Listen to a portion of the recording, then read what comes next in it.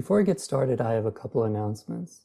First, we're expanding our podcasting platform to include blog posts with resources that can serve the needs of our community during this troubling time. These will include YouTube videos of interviews and seminars by Jungian therapists, as well as other resources that meet the need for personal transformation and social renewal.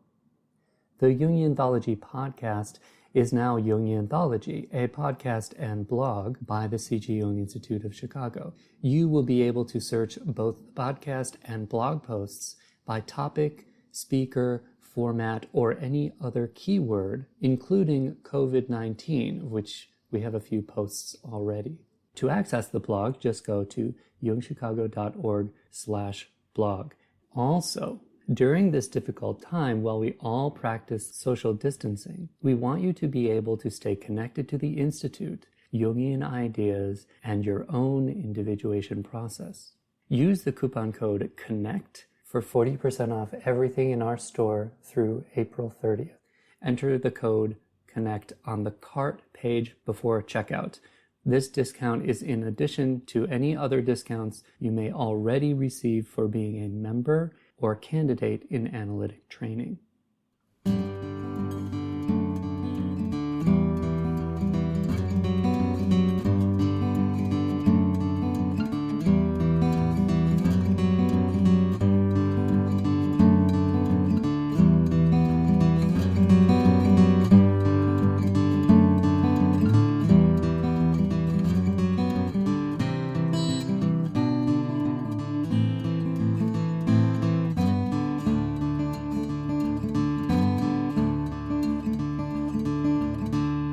Welcome to the Jungianthology podcast, analytical psychology seminars from the archives of the C.G. Jung Institute of Chicago.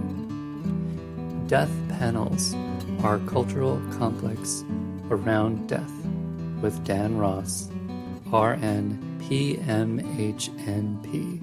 In recognition of the current COVID-19 pandemic and the crisis affecting our healthcare system, we're sharing a recent seminar by Dan Ross, Death Panels, our cultural complex around death, in its entirety. This seminar was part of our public program series this year and was recorded on February 28th. The spirit of the times shapes our heroic attitude toward disease and death. Instead of the initiatory experience that fear of death can provide, we are paralyzed in our fear and cling to images of immortality found in modern medical institutions. The Affordable Care Act's provision of reimbursing medical practitioners for having end-of-life discussions with patients with life-limiting illnesses constellated a collective panic. The cultural complex distorted these simple end-of-life discussions, brilliantly discussed in the best-selling book by Atul Gawande, Being Mortal, into what were called death panels. The fear was that a group of professionals would sit around and decide whether we should live or die. What was behind this cultural complex? When we are forced to engage with the healthcare industry through illness, we are carried along a hero's journey to treat death as the ultimate evil, and in the process, we miss the transformative opportunities an encounter with death can provide. How did modern medicine come to carry for us the image of immortality? In this program, we will use myth, literature, and film to explore the spirit of the depths to better understand the archetypal underpinnings of modern medicine's relationship to death and immortality. The PowerPoint slides for this talk will be available through a link in the show notes. Dan Ross, RN, PMHNP, MSN, MBA, has been a nurse for 40 years. He has worked extensively as Director of Clinical Services in the field of home health care and hospice. As a psychiatric mental health nurse practitioner, he brings both a medical and psychiatric experience to his work. He currently works part-time in the field of palliative care and hospice as a nurse practitioner, visiting patients in their home or nursing facility, helping them in their transition to hospice. He is also a Jungian Analyst in private practice in downtown Chicago.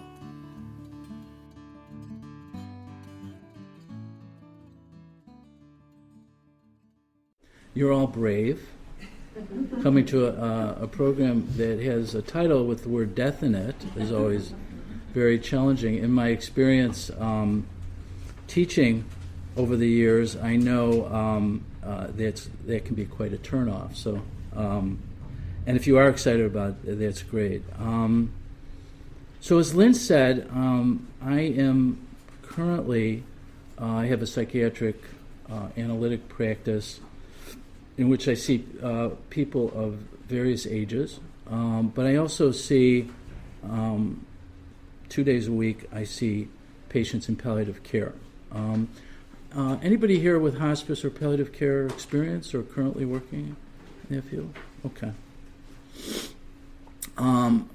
So what I'm going to present today has been an accumulation of knowledge, awareness, consciousness over the last, my whole career. I had gotten, I'd become interested in dealing with death even before I became a nurse, experiencing my own possible death or near-death experience. And so when I became a nurse, working in medicine, primarily in the VA, Heinz VA, I gravitated towards taking care of patients in oncology.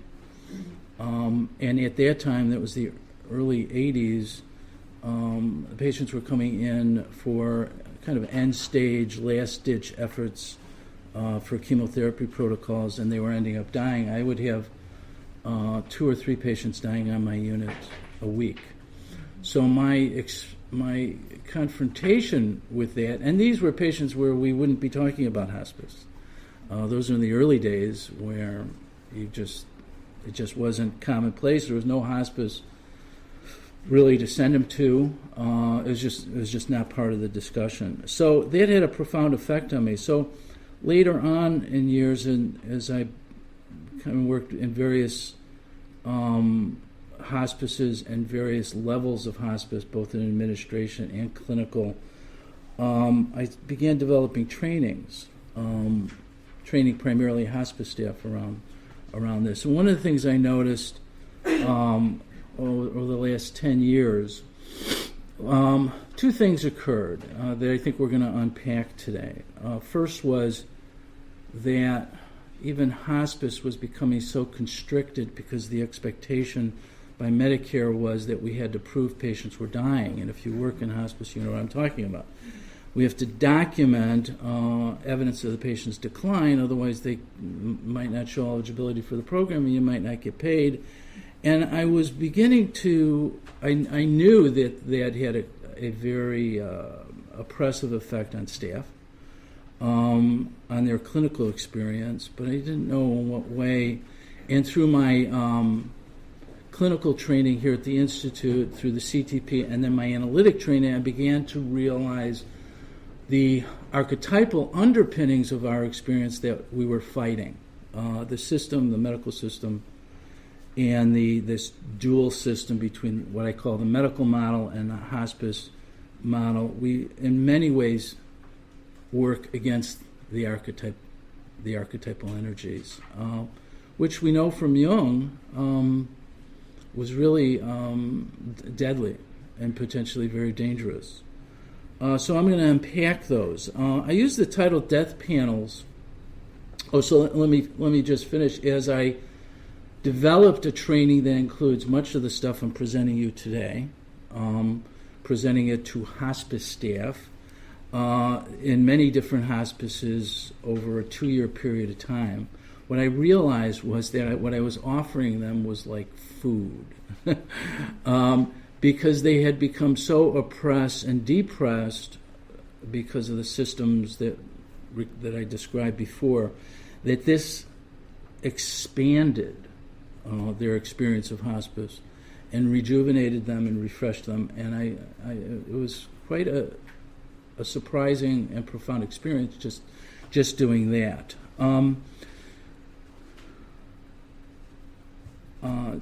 I'm going to be using a film today called WIT, W-I-T. Have any of you seen that? Okay, good. And I'm going to be using it to keep us grounded, first of all, in a patient's story in the movie, and to keep us grounded in our emotions, because a lot of this can get quite heady, and that would be a disservice to the material that we're trying to discuss. I also includes time for discussion, plenty of time for discussion, and we're going to take a break every hour for 5 to 10 minutes, so you can stand and talk or whatever. So that's my goal, and I'll try and keep us on track regarding that. Death panels. Do you remember when death panels came up around the Affordable Care Act? Do you remember that? When the Affordable Care Act came out, there was a very interesting provision that said that medical practitioners could be reimbursed for having end-of-life discussions with patients when it's appropriate. And that's what I do. When I am called to see a patient in palliative care, it's a patient that may not be ready for hospice, may not be psychologically ready for hospice, but they're in this in-between stage because they've been told in some form or fashion that the medical model has nothing more to offer them. So here we go and have this conversation. So we're going to be unpacking what that conversation is and what the medical practitioner brings to it, what does the patient bring to it, and all what I've identified as the archetypal underpinnings of that experience, which I think is taken for granted. Death panels is, for me, the cultural, reflected or expressed the cultural complex that we have around death. And my attitude towards it has changed. My first reaction to it was I was angry because here we have practitioners such as myself that are trying to have meaningful discussions with patients and families that have an unpredictable time period. You know, doctors have 15 minutes with patients. So this offered them the opportunity to be reimbursed for a longer period of time to have a more meaningful discussion on this subject, and it was shot down. It was taken out because of the controversy.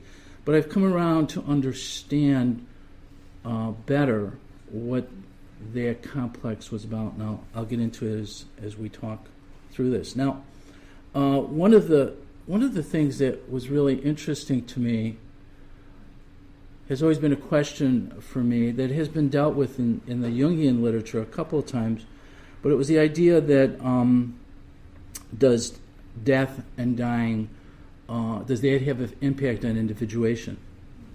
Jung's idea of individuation. And I began to believe that it did, and it spurred on individuation. It had a profound effect on it. And that was corroborated with two Jungian analysts and writers, Joyce Cheverine, who wrote a book on The Dying Patient in Psychotherapy. It's a wonderful book. It's about one patient, and it's about her experience. And also Jane Wheelwright's Death of a Woman.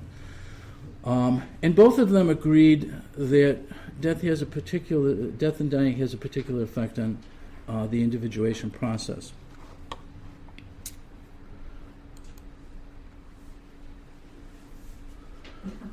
There's no easy way I can tell you this, so I'm sending you to someone who can.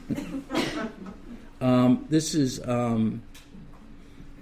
actually very truthful, because I think that's people's experience when they go to see a doctor, and I think there's a lot of unfortunateness to the fact that now we have this split in the healthcare system, one of which that I call the medical model has all kinds of characteristics associated with it, including a heroic attitude that's kind of built into that system. And then you have this now hospice palliative care model in which their doctors are certified in palliative medicine. So what we've managed to do is basically tell medical practitioners that are taking care of patients, perhaps in specialties, that they're no longer capable of taking care of dying patients because we have people that are specialized in that. And so right at the most vulnerable moment in which a patient has developed an important relationship, trusting relationship with one physician, they have to give that physician up for hospice or palliative care or whatever. It doesn't have to be, but it's often the case. So what we're going to talk about today is what goes into this conversation, and how did it evolve that this is the case, that this physician has to pass this patient on to somebody else. So what are the psychological ramifications of that?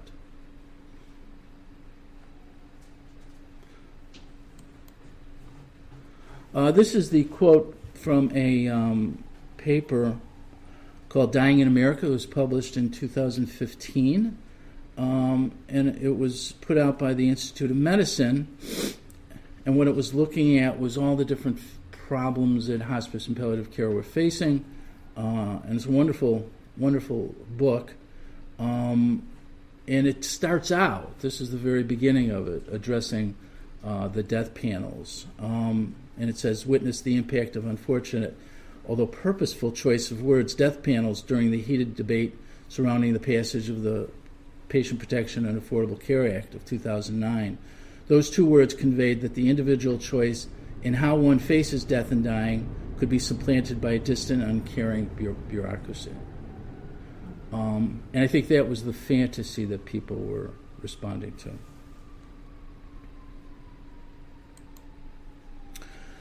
So, for those of you that haven't seen the movie Wit, this very first scene is very, very important. A lot happens in it. We're going to spend some time kind of unpacking it.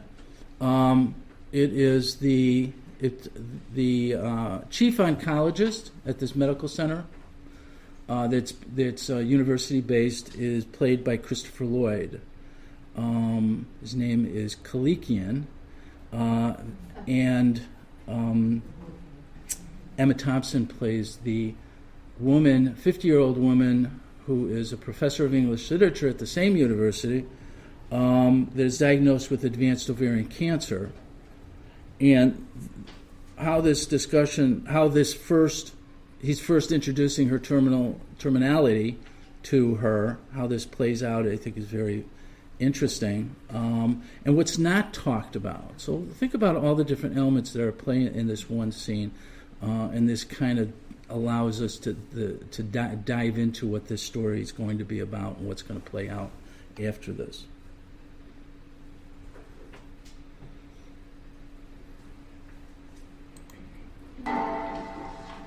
You have cancer. Miss Berry, you have advanced metastatic ovarian cancer.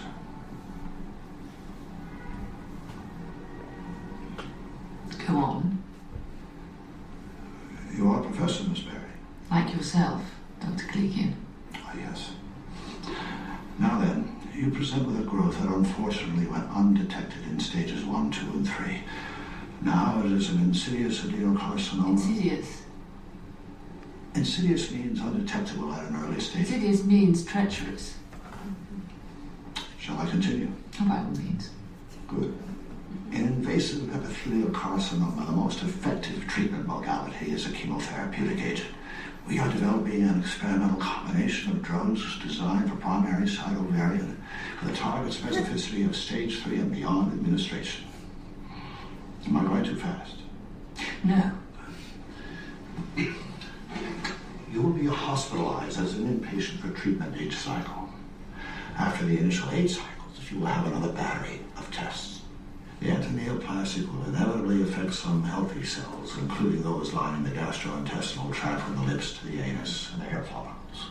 We will, of course, be relying on your resolve to withstand some of the more pernicious side effects. Miss Marion? Oh, I beg your pardon. Do you have any questions so far? Please go on. Perhaps some of these terms are new? No. You're being very thorough. I make a point of it. I always emphasize it with my students. Oh, so do I. Thoroughness, I always tell my students, but they are constitutionally averse to painstaking work. Yours too. Oh, it's worse every year. Well, mine are blind. Oh, well, mine are deaf. Just have to hope. I suppose so. Where were we, Dr. Barry? I believe I was being thoroughly diagnosed. Right. Now, the tumor is spreading very quickly, and this treatment is very aggressive. So far, so good. Yes. Better not teach next semester. Out of question. The first week of each cycle, you'll be hospitalized for chemotherapy. The next week, you may feel a little tired. The next 2 weeks will be fine, relatively. 8 months like that. This treatment is the strongest thing we have to offer you. And as researcher, it will make a significant contribution to our knowledge. Knowledge. Yes. Here is the informed consent form. Should you agree, you sign there at the bottom.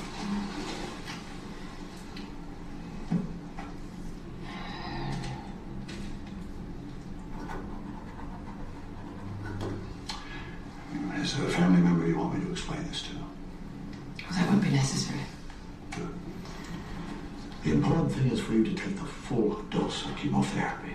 There may be times when you wish for a lesser dose due to the side effects, but we've got to go full force. Dr. Barrett? Yes. It must be very tough. Do you think it could be very tough? You needn't worry. Good. Excellent.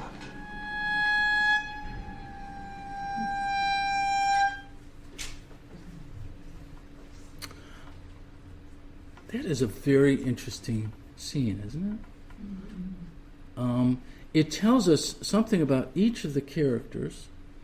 What did you discover? What do you suspect is going on here? This is not a usual discovery of diagnosis discussion that normally goes on. These are two very unique people. But what did you notice? First of all, Kevorkian, what does that conjure up for you? Yeah. Why Kevorkian? Why did Margaret Edson wrote the play? And it's a wonderful, deep, beautiful play. And I think, to my knowledge, it's the only thing she wrote. So that's very interesting. But everything she put in here was very deliberate. Why would she conjure up Kevorkian? Or why might she? That was out of the question that she would not want to pursue treatment. Yeah. There was no options given. He didn't talk about what it might look like if she didn't pursue treatment. So there's a one-sidedness. Okay, there's a one-sidedness to the medical model, and this is portrayed here in the character of Kevorkian. Also, just the name conjures up some type of mythological hero. There's a heroic attitude in this, that he's taking on this heroic role, that he's going to try and save her. There's also a seduction going on here. Isn't there? You notice that? What is that seduction? Well, she's not asking any questions.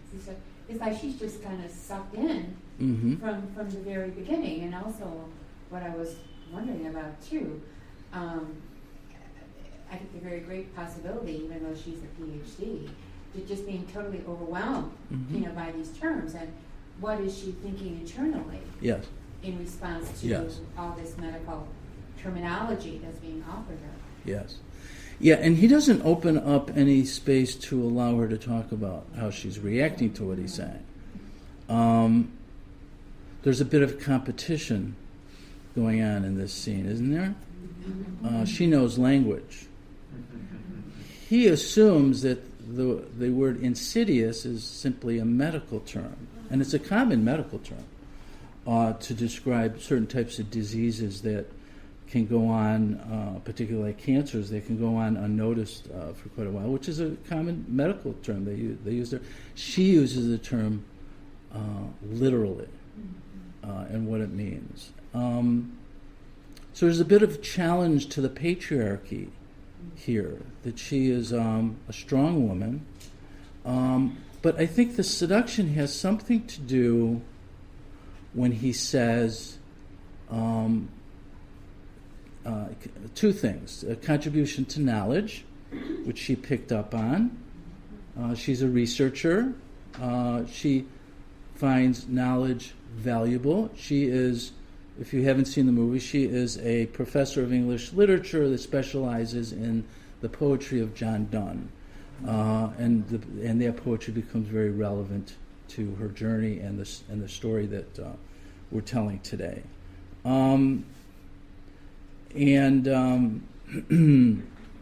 The second seduction is when he asked her if she can be very tough, right? And she said, "I won't disappoint. You don't have to worry about that." So this tells us something about these two.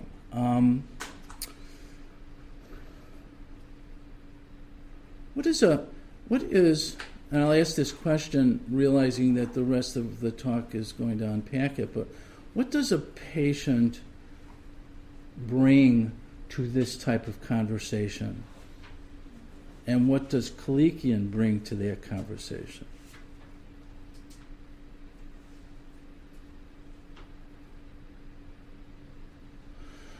Well, Kalikian is bringing up death, right? He didn't have to say death. He just had to say, I don't know if he even uses the word terminal, just the word cancer. Although cancer nowadays is pretty chronic. If you look at all the different types of cancer and all the available treatments, but the word itself still conjures up images of death and evokes death anxiety, right? And fourth stage. Fourth stage. Yeah.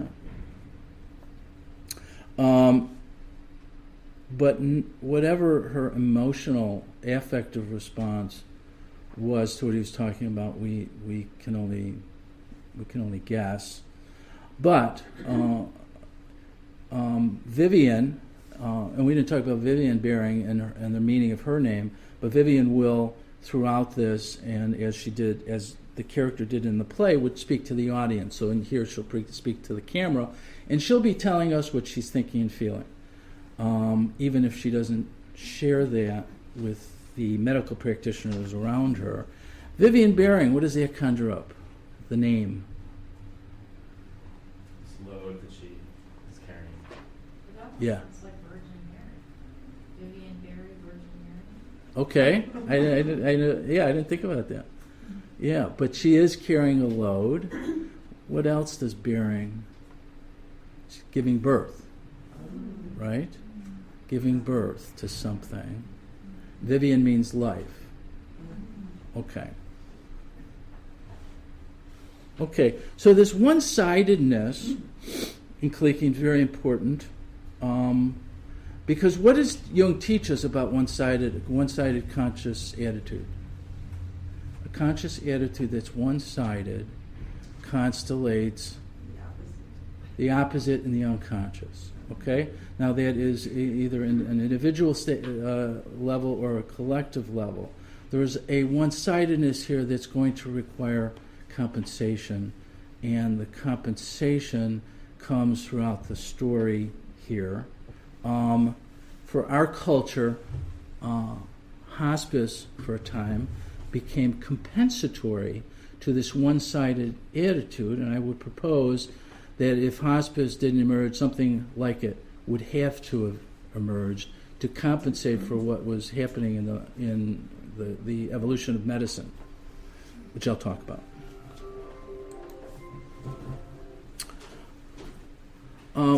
One of the early writers that I read, which I no longer recommend to people, because I often have people call me up later and say that scared the shit out of me. So I have to be sensitive about that. But denial of death, how many of you have boldly taken that on? Okay. It's a very dense book. Ernest Becker spent his career studying early psychoanalyst writings. I don't think he spent enough time with Jung's, if he studied Jung's, but he definitely studied the Freudians, and it came up with something very, very powerful and important. This is one of the things that comes out of the book that really caught my attention. And it was his identification that heroism is the compensation for death anxiety. The heroic attitude is connected to our fear of annihilation. Heroism is first and foremost a reflex of the terror of death. And here he says, the problem of heroics is the central one of human life, that it goes deeper into human nature than anything else because it is based on an organismic narcissism and a child's need for self-esteem as the condition for his life. So what he came up with was this idea of mortality salience as death anxiety that is largely unconscious. Unless we happen to see an accident on the highway as we're driving by, then our own anxiety may, or we see something on TV around death, and that when that is activated, we compensate, our self-esteem is affected. So you see from the diagram here, there's an inverse relationship between mortality salience and self-esteem. So our self-esteem is diminished when we experience that, and our first reaction is to try and raise our self-esteem. So a good collective example of that is 911. If you remember what happened or where you were or what you were doing on that day, that morning, recall what you might have done immediately after. Do you remember what you did? Call relatives. You're too young? No, I went to school.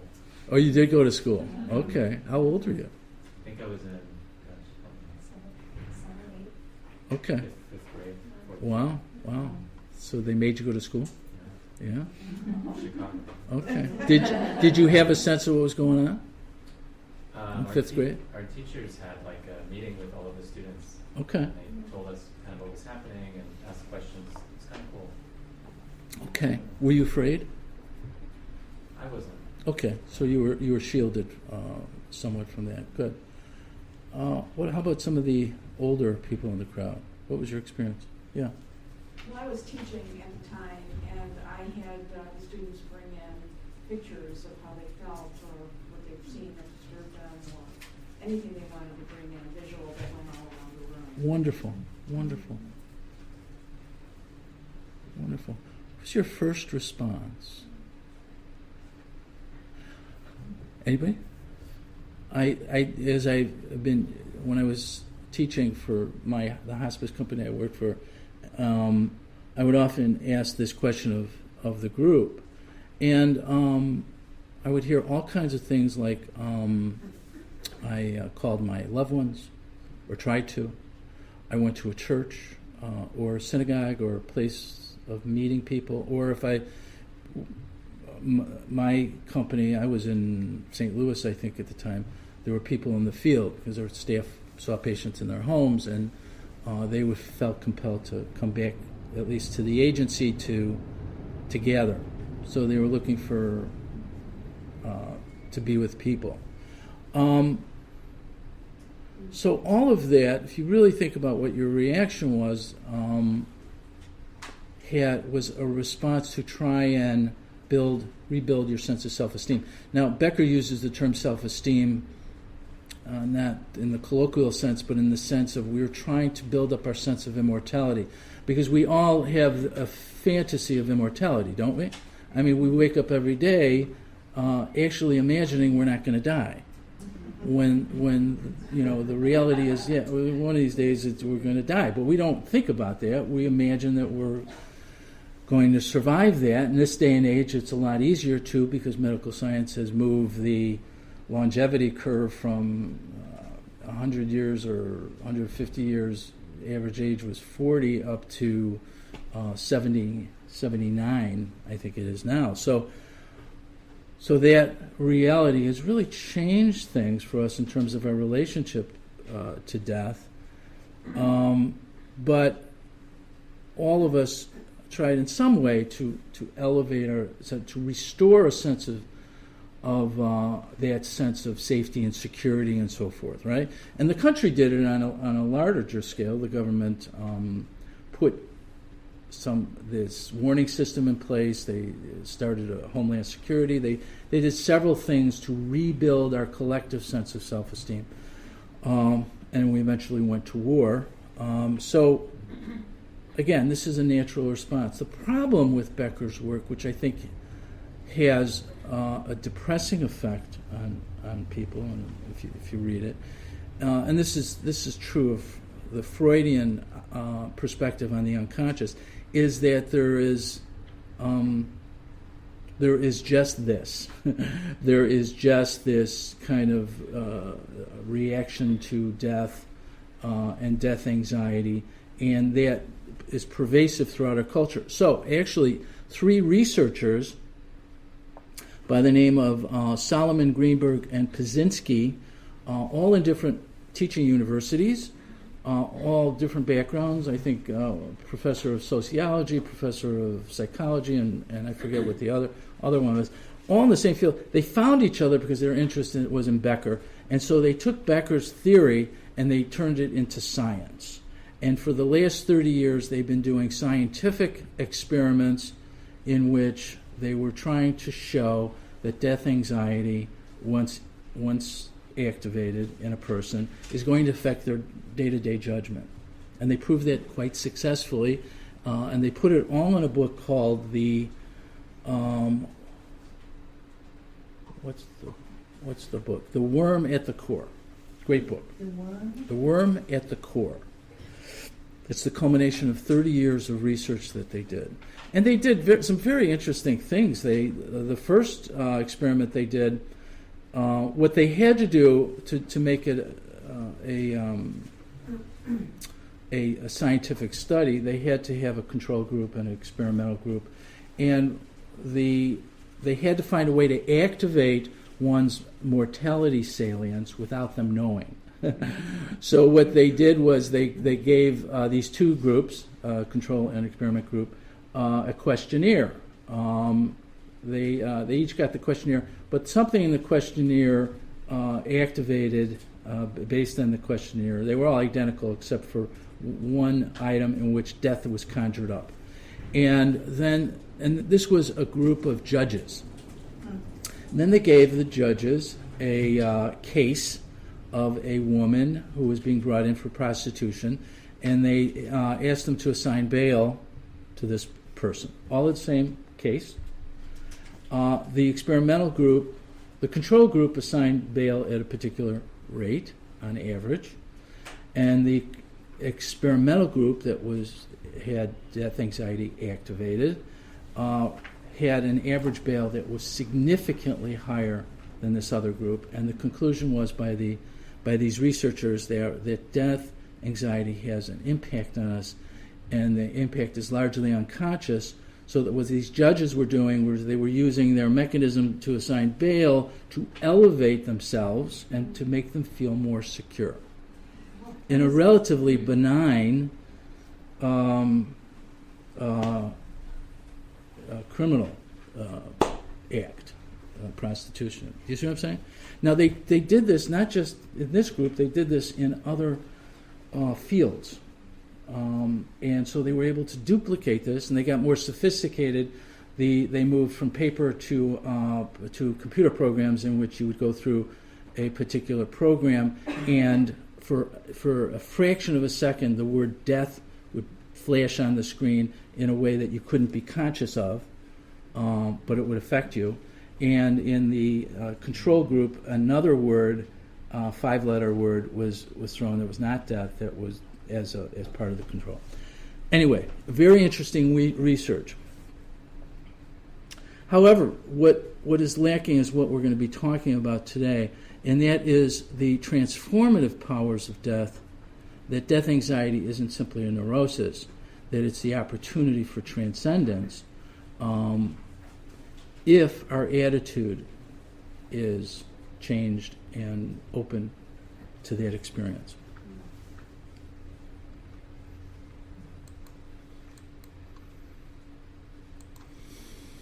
I want to throw this image out, and I'm going to show you one more clip, and we're going to take a break. There's a wonderful story that's actually written out as a dialogue in Helen Luke's book called Old Age. Wonderful. It's a little book. And what she does is she takes a story that's in the middle of the Odyssey, not at the end, and it's when Odysseus goes down to the underworld and conjures up Tiresias, who is the blind seer. And it's here that Tiresias, welcome. It's okay. If of course we have the chance. Oh, okay. That's You got to sit in front. That's what happens. And Tiresias predicts what Odysseus' final journey is, and before he dies. In their final journey, he says that you will go inland. This is not a sea journey. You will carry an oar, a single oar, on your shoulder, and you will go inland until you arrive at a place that is unfamiliar to you, and a stranger will approach you, and a stranger will ask you what winnowing fan is upon your shoulder. And Helen Luke kind of plays this out as a dialogue, as a story. But the winnowing fan image and the oar image are very, very important, because what she says is that the heroic attitude that we carry through life is eventually going to be used to be able to discern wheat from chaff. The winnowing fan is a tool that was used at the time to separate chaff from wheat. It's shaped like an oar, but it can hold grain, and the person throws the grain up, and the wind blows the chaff away and collects the pure grain. It's a wonderful image of end of life, looking at one's life, and also determining what is most important. That's the lens that we need at this time in life, of life. And our whole heroic journey has led us to a place where we have this particular vision.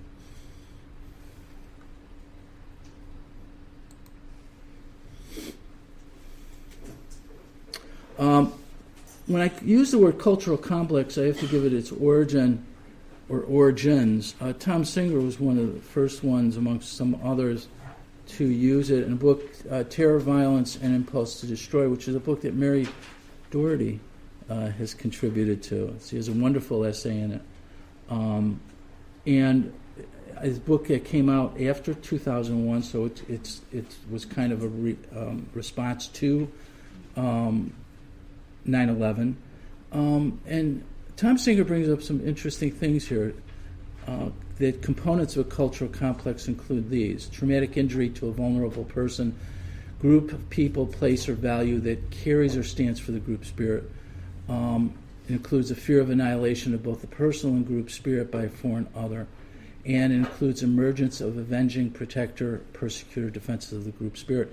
I think that was what was going on with the response to the Affordable Care Act provision that people called death panels. It was a group response that was responding to the fear that their choices at the end of life were being taken away from them. It was not true, but it was their fear. And I think that there was an important response. It was a protective response. So I think it needed to be respected, and I think it was respected. I've been describing two models. This came from, first, many years ago, read a book by Michael Carney. Now, it's very interesting. He is a palliative care physician, but he came from Dublin. And he had James Hillman worked with him, and he developed a Jungian perspective on his work with dying patients in Ireland.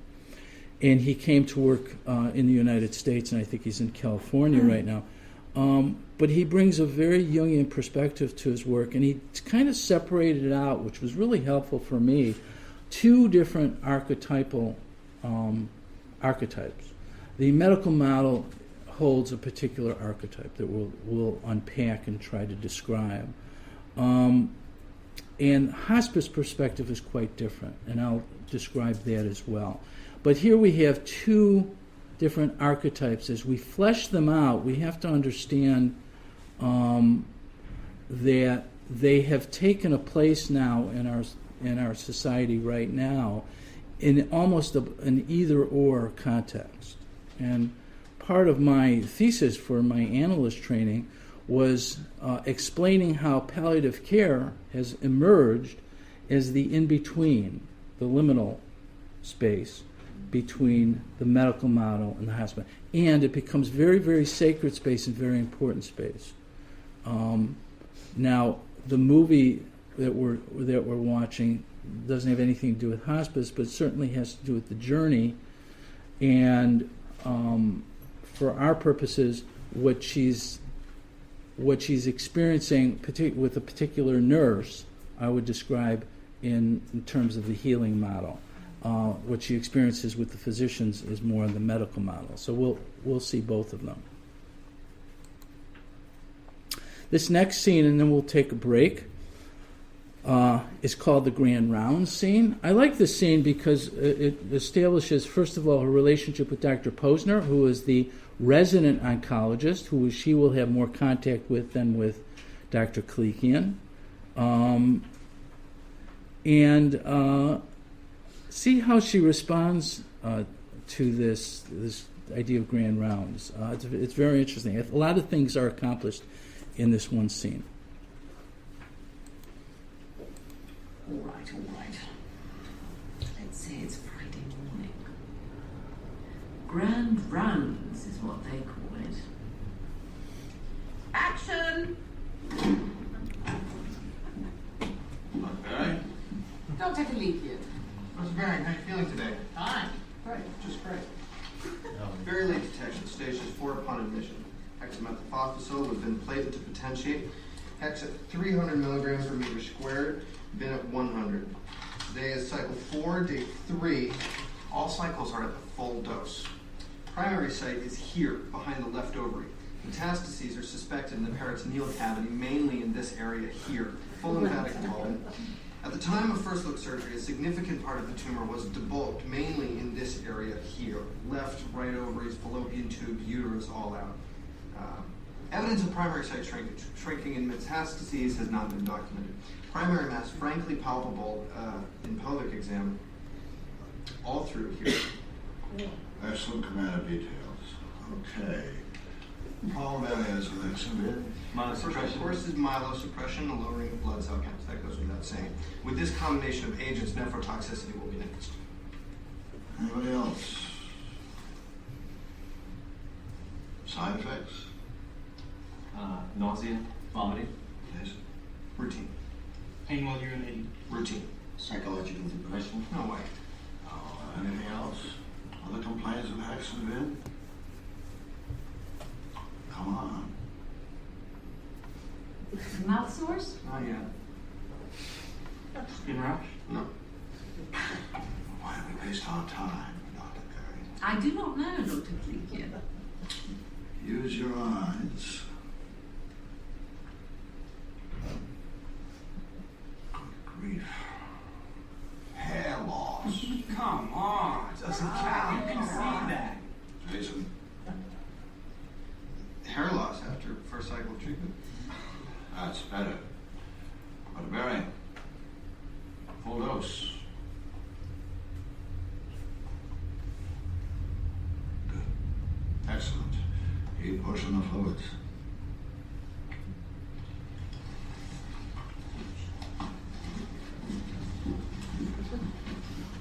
Jason. Oh, right. Thank you, Professor Perry. Very cooperative.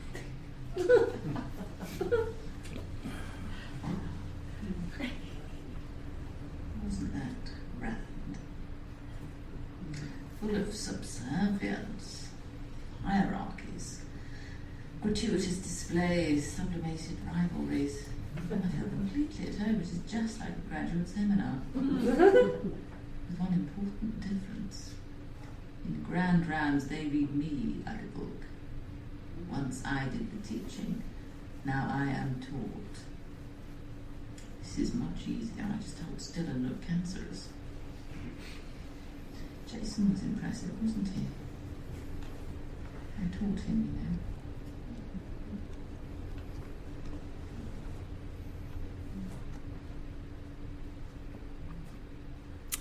know. Okay, so what do you make of that? She rather enjoyed herself, didn't she? What do you think that's about? Feeling superior? What? Feeling superior? That she did? Yeah. Well, there is a bit of inflation going on here. She's the subject. And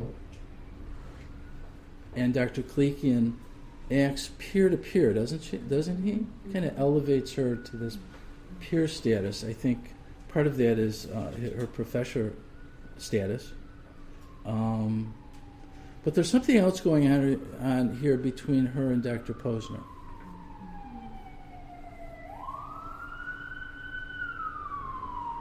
I mean, he struggles with treating human beings.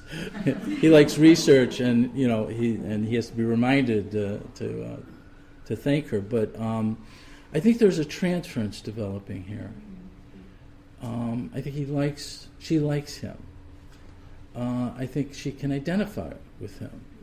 He's a researcher. He respects research, and he's very smart, and he's very competitive. She can identify with him. And he gave her a wink. I interpreted that as a wink. Oh, okay. Kind of like, I don't know if you call it with his eye. That's how I saw it. Okay. And, that would, in a way, contribute, to their both being PhDs and researchers. So Yeah. I just, my sense was that he was trying to communicate, he's on top of this and he's really monitoring things closely. Yes. Yeah. That's interesting. How about her relationship to the masculine?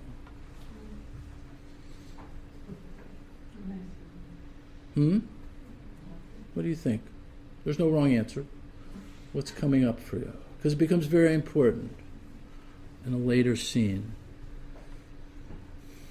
She has no family, obviously, right? We found that out in the first scene.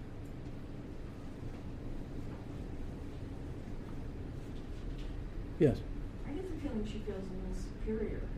You think she feels superior? Yeah. Okay.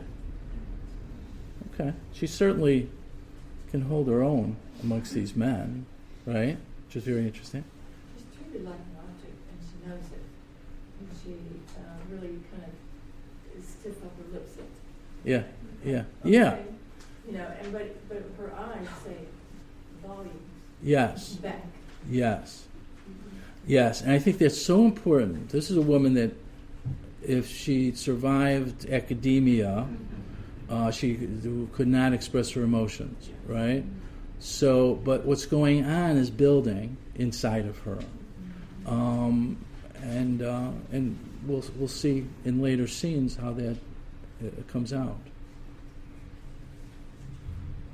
Okay, let's take a 10-minute break, and we'll come back. We'll talk a little bit more about the transference, which I think is extremely important, something that I had to really understand, having worked in hospice and palliative care, and now what I've learned working in my analytic practice. So, 10-minute break. Okay, let's restart. The idea of transference for me, I was not aware of when I was working in hospice and seeing patients. Excuse me, we're going to start. Thank you. We're going to start. You'll have plenty of opportunities to talk again. Every hour I'm going to give you a break.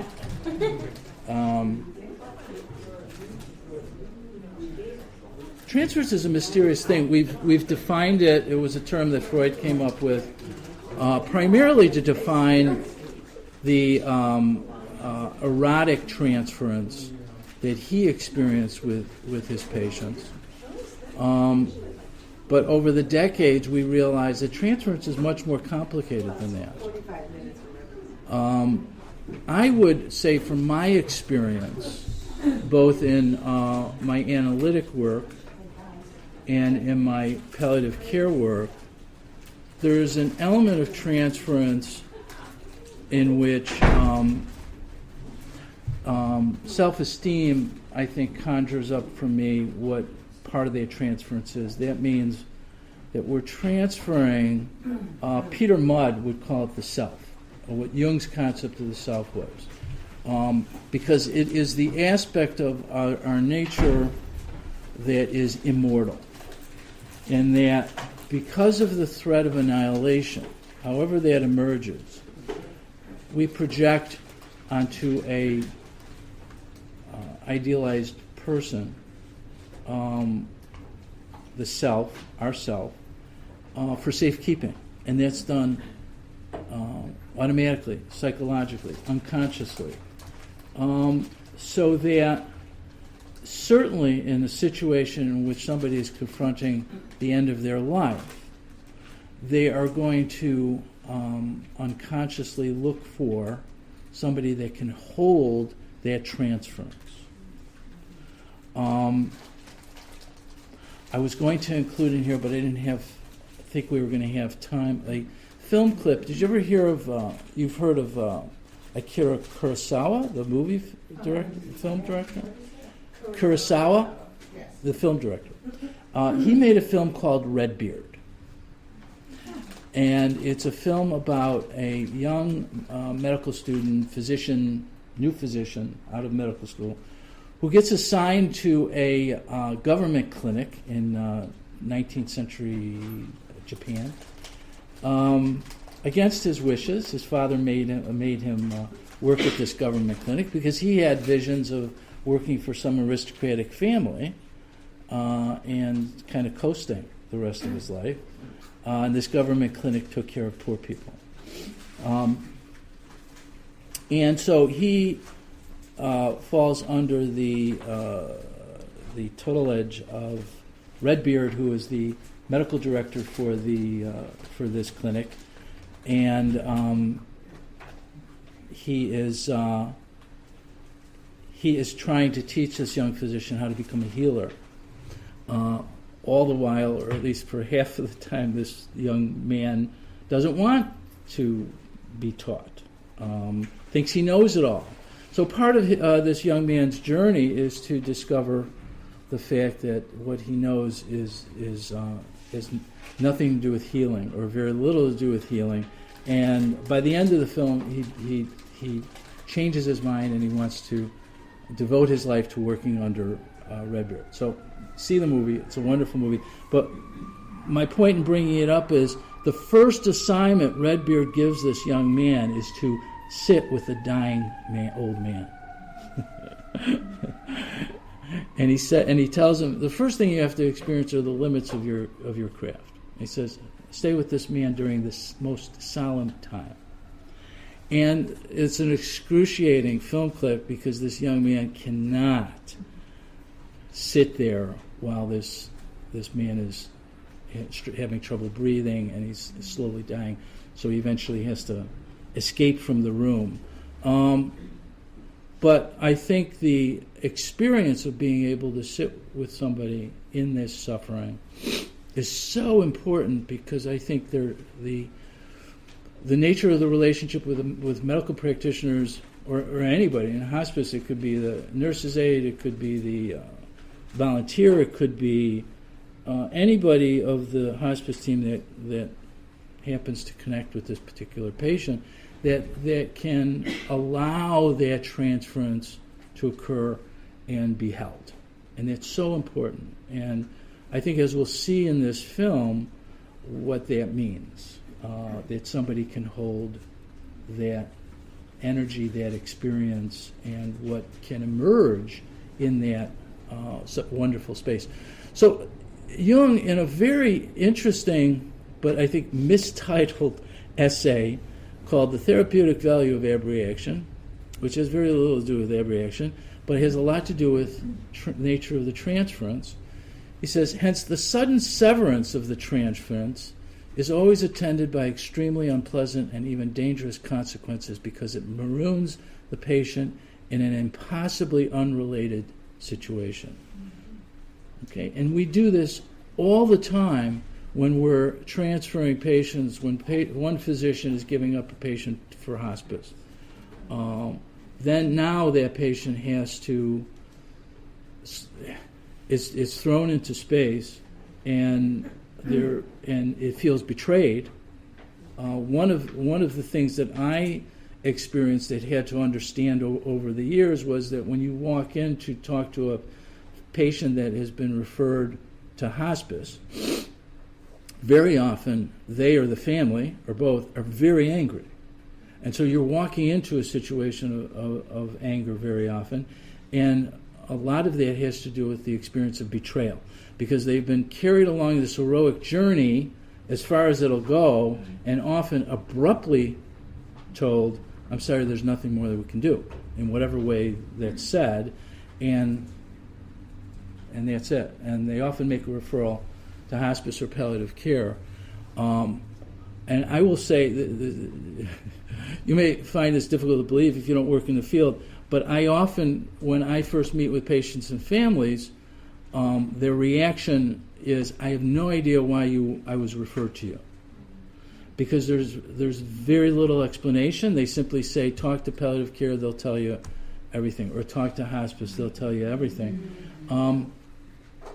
And so I start from beginning trying to establish a trusting relationship from that point on, because I realize what all just transpired.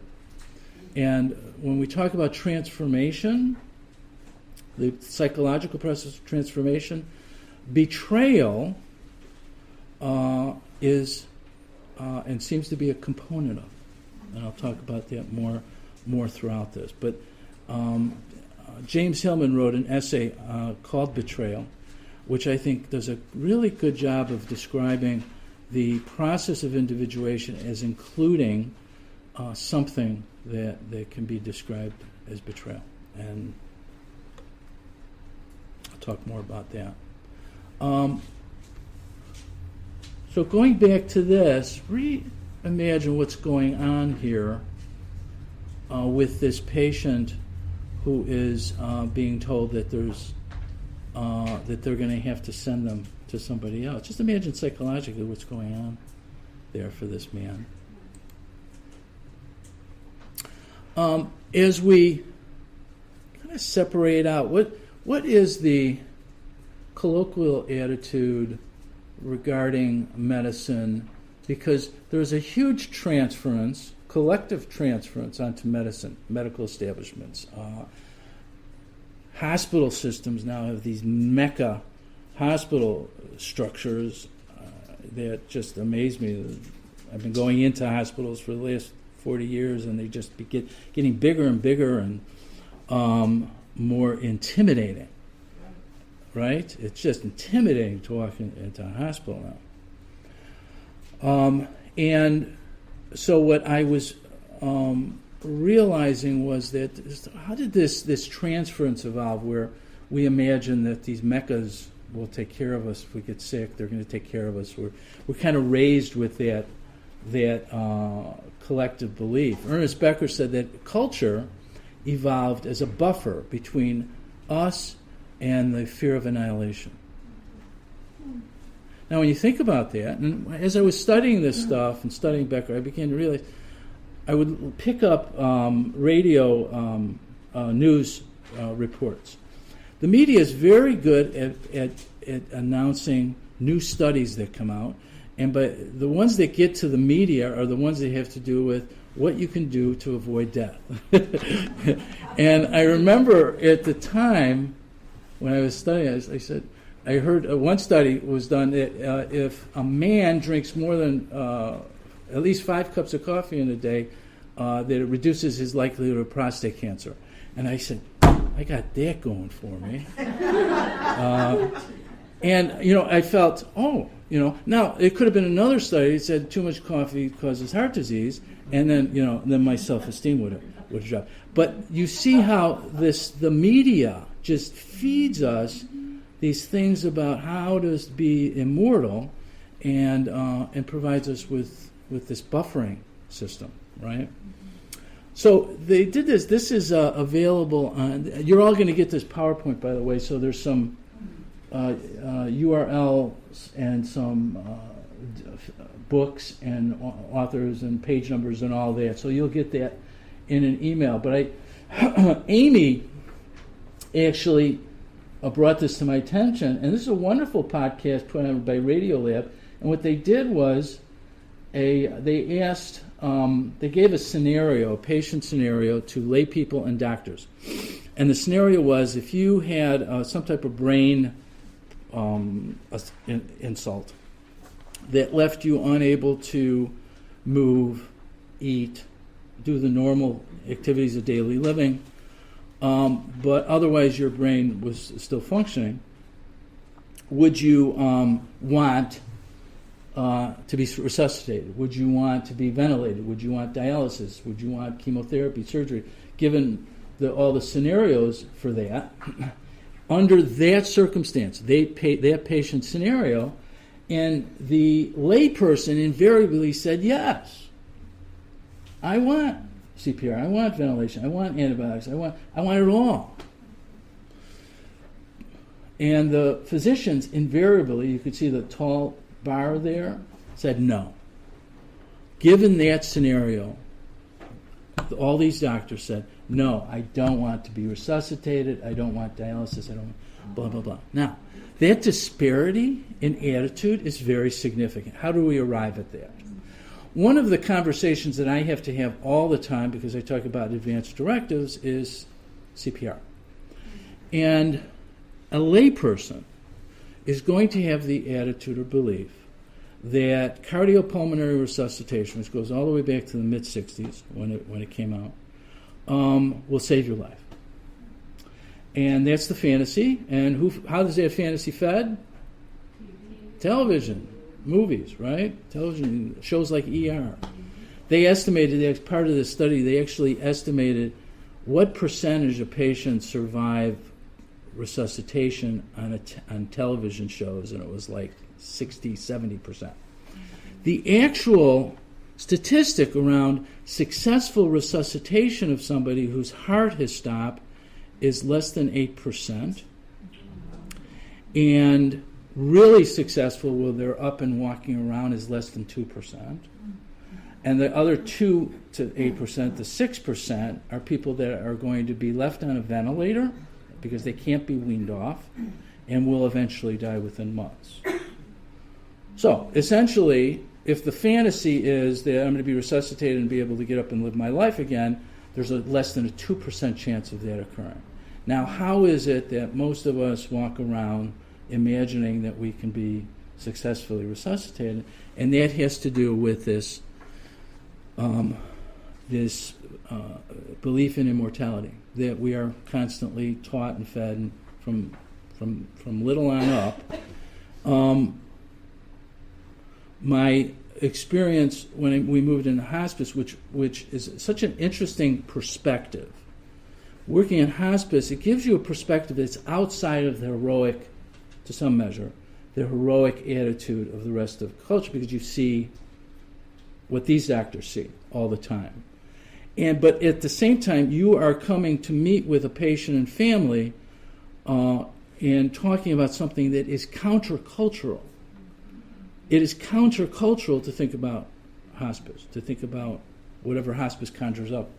And I tell families when they choose hospice, they are doing something countercultural, but they are also, it takes a great deal of courage to go against the general mainstream, because on some level they know that they were going to get pushback. A wonderful book, that's a little book that I don't know what got me to pick it up and read it, because I don't read these kinds of books. It was about a man, a CEO of a large company that was diagnosed with glioblastoma.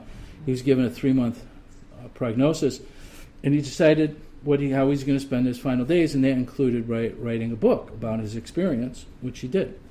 One of the things that I noticed that he wrote about and talked about, which I experienced in my career, is the backlash from choosing limited treatment options or choosing hospice. And in his case, he chose radiation instead of chemotherapy. The chemotherapy was going to make him sick and was going to limit his ability to function and enjoy his remaining days. That was his conclusion. The radiation, he felt that he could be able to survive that. He lost friendships because of that choice. He said he couldn't believe that some of his friends were so angry at him because he didn't choose a complete whatever was available, that he lost friends. Now, in my experience, I have family members that fight about this. And they will fight it in their first meeting. When I meet with them, they will be all there, and you'll see who's on one side and who's on the other. It is quite a battle. And it's archetypal, again. So we have these two sides of the archetype. So now as we flesh this out, on the medical model side, which for me includes everything other than hospice, hospice and palliative care, is some characteristics. And you can add to this over the years. I have. First of all, prolonging life is a basic ethical stance. It's part of the medical model. And we have to understand and appreciate that, because on the hospice side, it's promoting comfort. Okay, those are two very different ethical stances. And when I work with nurses that go from one medical model to hospice, they have a psychological adjustment to make, because they have to put prolonging life in the back seat, and it's very difficult. But they do it. But there's a transition period. The second is the heroic stance that we've talked about. And we'll talk about the heroes. Jung often talked about the hero, and the hero is one of the basic predominant archetypes. But the hero image is of in primitive cultures was of the sun. In some primitive cultures, the sun carries the image of the hero. The sun rises to a meridian, right? And so we can take that image as the heroic attitude associated with the medical model. But what the medical model doesn't allow is what happens after the meridian, that the sun goes down, right? So that journey, which is an inevitable part of life's journey, it's also a part of the journey of a medical problem, is ignored, right? So now we've divided, if we want to use that image, we've divided the medical model that ends at the meridian, and now hospice or something like it comes after that, right? So what we've done now is divided what is a full life. We've divided it into these two stages. These are into two archetypes rather than one archetype. Dr. Posner, I think, represents the medical model for our purposes today. Death is considered a failure. We experience this overall. On the hospice side of things, we often experience physicians getting angry when their patients ask about hospice or families refer hospice, and they're not ready to refer hospice, or they're against hospice, and they often get angry. And part of that is the experience that death is failure.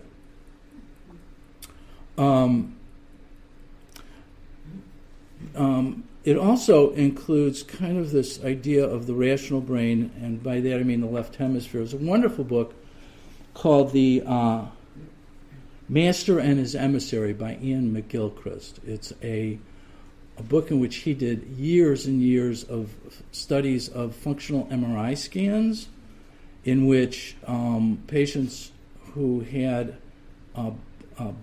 blockages between their left and right hemispheres.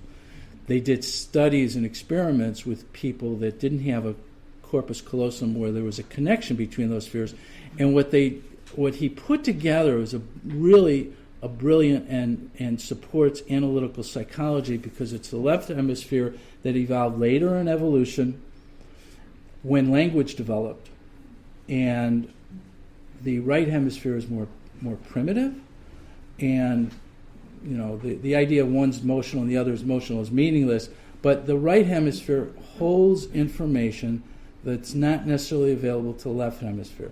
So what McGilchrist discovered was, and he said this very simply, it's as if, and Jung bears this out, he doesn't talk about the brain in these terms, but he talks about the collective psyche in these terms, that at some point we lost connection to this other hemisphere that had important information. And from what McGilchrist describes is that it's as if the left hemisphere doesn't know that it needs the right hemisphere.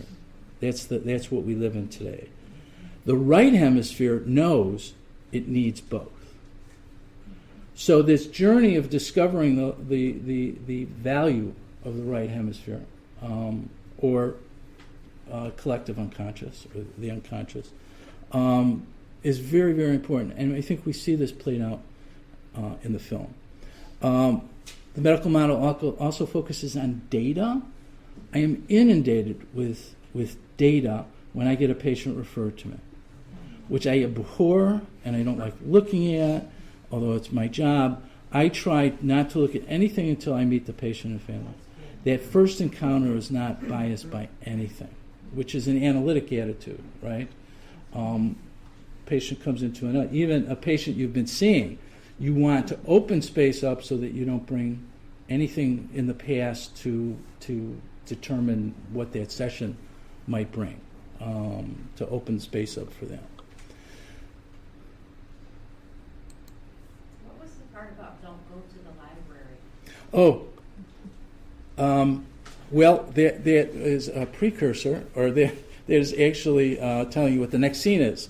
Okay, so the next scene is a brilliant scene. It introduces a new character, and after you see it, you'll know what that slide's about. Now Vivian is experiencing treatment. She's lost her hair. She's now in full dose mode of getting chemotherapy, and she's now looking back on her life. So these next scenes are a life review, and she's looking, and these are very specific memories that she's having, and very meaningful and packed with something, because she is in search of something. And you see she's in search of trying to understand this journey that she's going through, because it is causing her tension and distress. And she goes back to a memory she had in graduate school when she was studying under Professor Ashford, who was the professor of John Donne, the specialist in John Donne. So she sought her as an advisor, and now she is meeting with Professor Ashford. Yes. Your essay on Holy Sonnet 6, Miss Baring, is a melodrama with a veneer of scholarship unworthy of you, to say nothing of done. Do it again. Oh, Begin with a text, Miss Baring, not with a feeling. Death, be not proud, though some have called thee mighty and dreadful, for thou art not so. You've entirely missed the point of the poem, because I must say you've used an edition of the text that is inauthentically punctuated. In the Gardner edition of the text... Well, that edition is checked out of the life, sorry. You take this too lightly. This is metaphysical poetry, not a modern novel. The standards of scholarship and critical reading which one would apply to any other text are simply insufficient. The effort must be total for the results to be meaningful.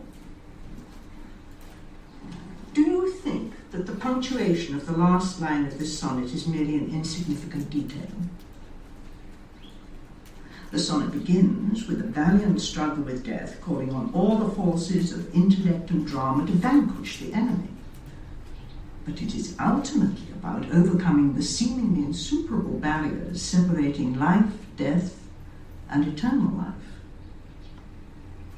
In the edition you chose, this profoundly simple meaning is sacrificed to hysterical punctuation. And death, capital D, shall be no more, semicolon. Death, capital D, comma, thou shalt die, exclamation mark. If you're going for this sort of thing, I suggest you take up Shakespeare. Gardner's edition of the Holy Sonnets returns to the Westmoreland manuscript source of 1610, not for sentimental reasons, I assure you, but because Helen Gardner is a scholar. It reads, and death shall be no more, comma, death thou shalt die. Nothing but a breath, a comma, separates life from life everlasting. Very simple, really. With the original punctuation restored, death is no longer something to act out on a stage with exclamation marks. It is a comma, a pause. In this way, the uncompromising way, one learns something from the poem, wouldn't you say? Life, death, soul, God, past, present, not insuperable barriers, not semicolons, just a comma. Life, death, I see it. It's a metaphysical conceit, it's wit. I'll go back to the library and It is not wit, Miss Baring, it is truth. The paper's not the point, isn't it? Vivian, you're a bright young woman. Use your intelligence. Don't go back to the library. Go out. Enjoy yourself with friends,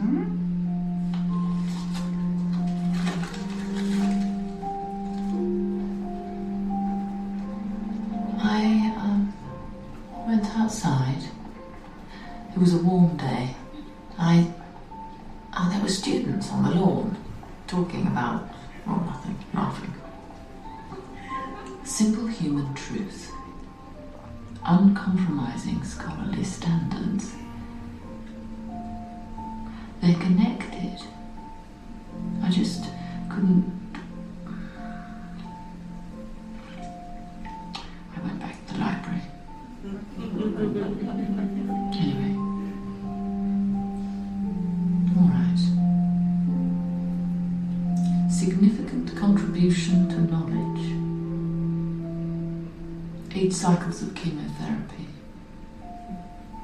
Give me the full dose. The full dose.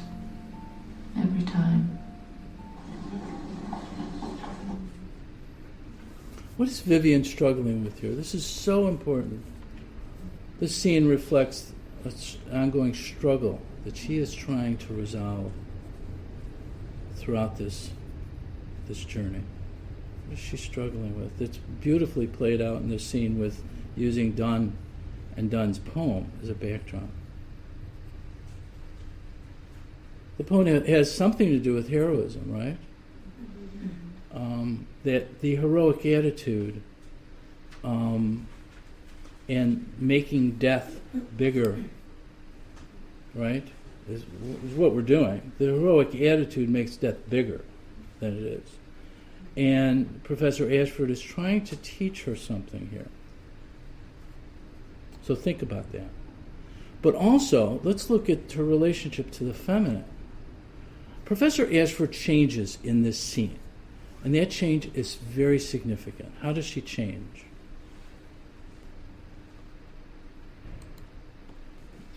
She very quickly figures out that Vivian, it's not about Vivian's hard work or lack thereof. It's something else that Vivian is missing. So it's as if Professor Ashford has this maturity that holds so much in her personality that she was able to adapt. She is the consummate professor, right?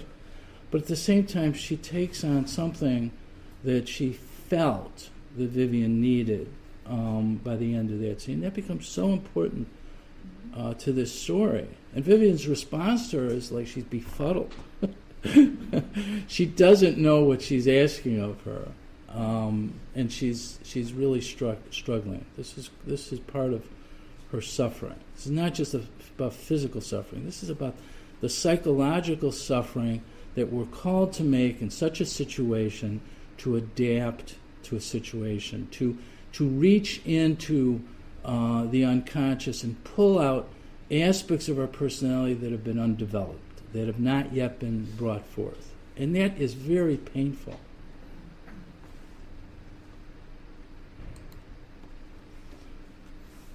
Part of this series of the intersection of the spirit of the times and the spirit of the depths, which is something that Jung writes about in the Red Book, is so important because what we're trying to do, you're getting a picture of the spirit of the times, right? If the spirit of the times includes this heroic attitude that we're all influenced by, it certainly played out to a great extent in health and the healthcare system and the medical model. This is what Jung wrote. The spirit of the time in me wanted to recognize the greatness and extent of the supreme meaning, but not its littleness. The spirit of the depths, however, conquered the arrogance, and I had to swallow the small as a means of healing the immortal in me. You see what he's doing there? He's recognizing that the immortal in him, that's in all of us, is keeping him from a particular attitude. Now, he would eventually, in the 1925 lectures, translate that as the dominant function, the dominant personality versus the inferior function, that where the conscious personality contains the dominant function and the unconscious contains the inferior function. And so he would translate that as, I was trying to get to the inferior function of my personality. That has been undeveloped. And he portrays this in both in art, which I should have put in here, the painting of him killing Siegfried. He had a dream about that. What was that dream about? That dream was so important for him to understand is that he said in Memories, Dreams, Reflections that he was going to, if he didn't understand that dream, he was going to kill himself, and he had a gun in his desk drawer. That's how serious he took this.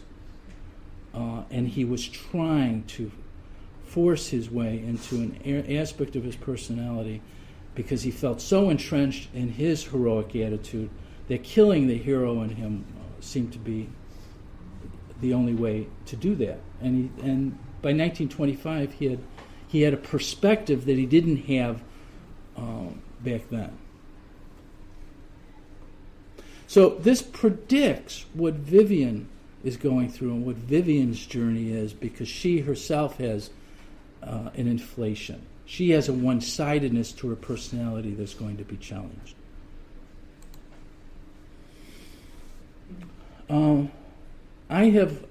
There are stories and images that come to all of us, I'm sure.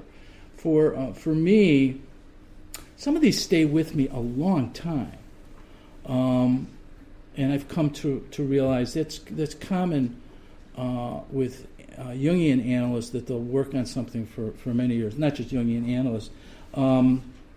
Later on, I'm going to talk about the story of Gilgamesh, at least the end part of the story. And one of the translators and writers about Gilgamesh was the novelist John Gardner. John Gardner spent the last 10 years of his life, before he was killed in a motorcycle accident, the last 10 years of his life devoted to this story, translating it, reading about it. Jung says in I think his essay on literature, he says there's a difference between psychological literature and what he calls visionary literature. Visionary literature captures the archetypal realm. in a way that psychological literature doesn't. And he says you know this when you can't leave a story alone, when you have to study all the commentaries, when you have to read everything that's available on it, and when it holds on to you for long periods of time.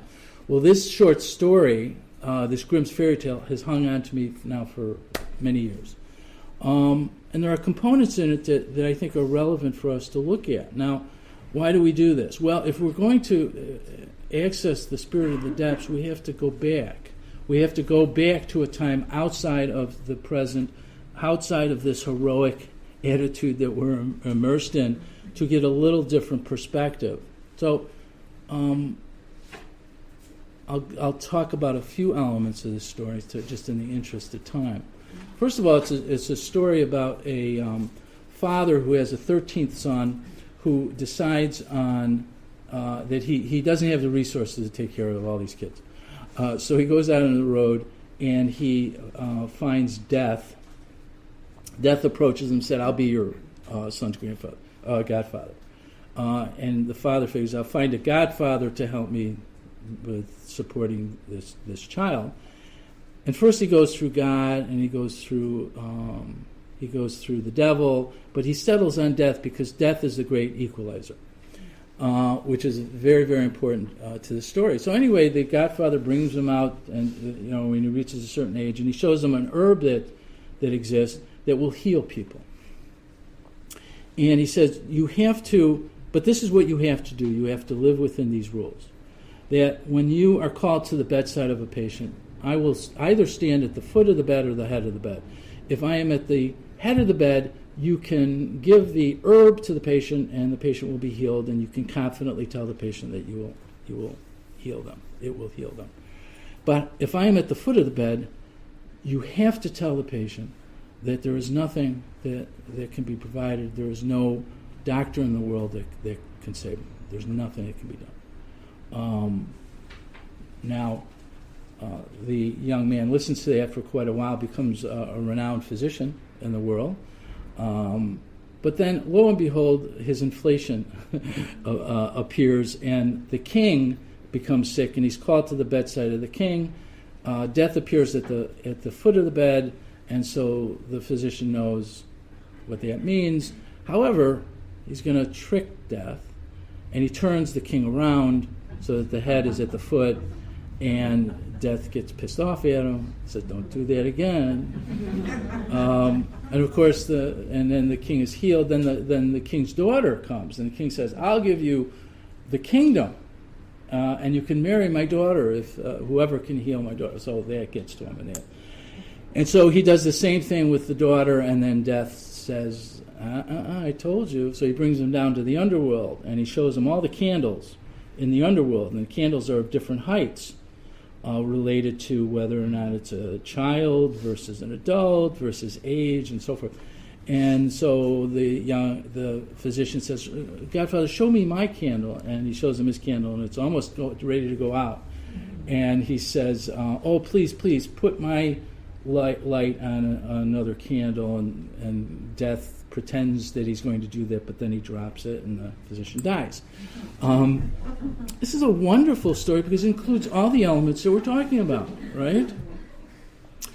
Inflation and the risk of inflation, and that there is a cost to tricking death. So we wonder, with all of our medical science, what is the unconscious compensation for that on a collective level?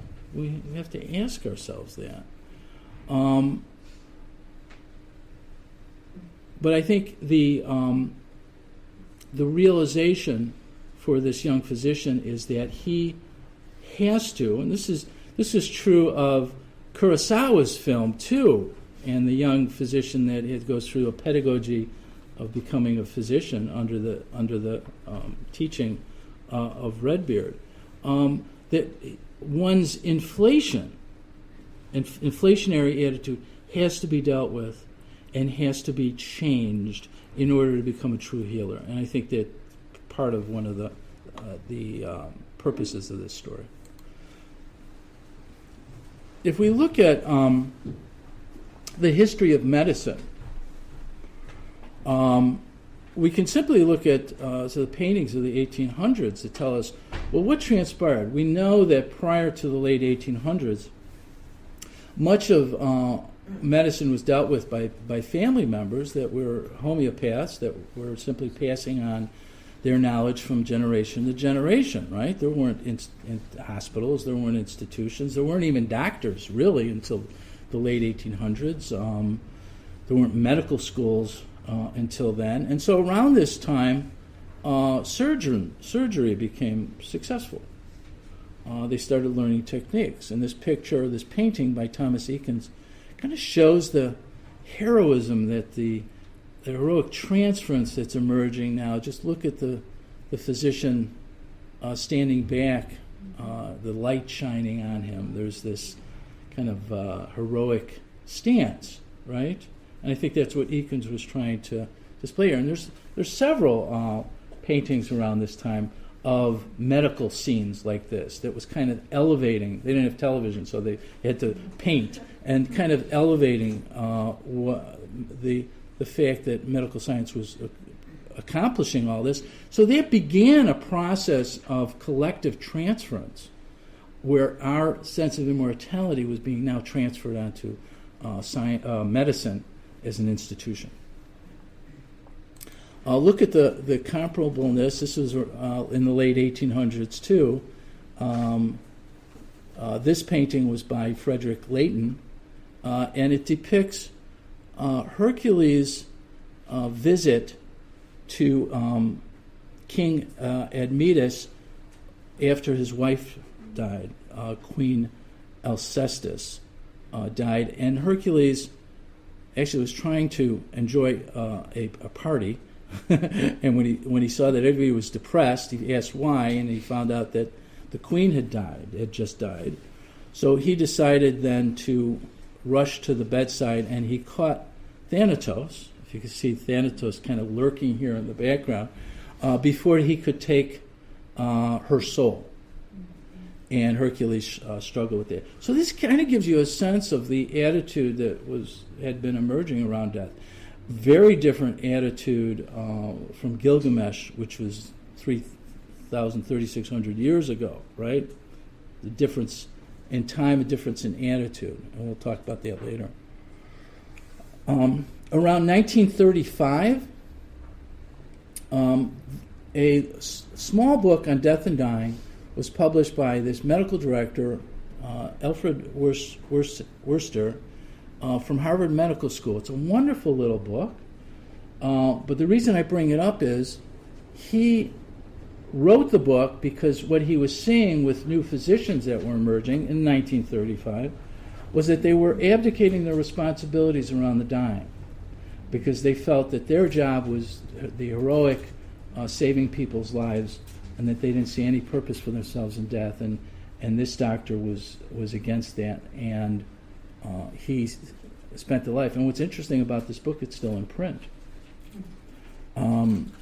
And so the book is about the care of the dying, and also a plea from him for doctors, young doctors, to not abdicate their responsibility to nurses. So what was happening back then, and what happened after that, despite the book, all the way up to Elizabeth Kubler-Ross.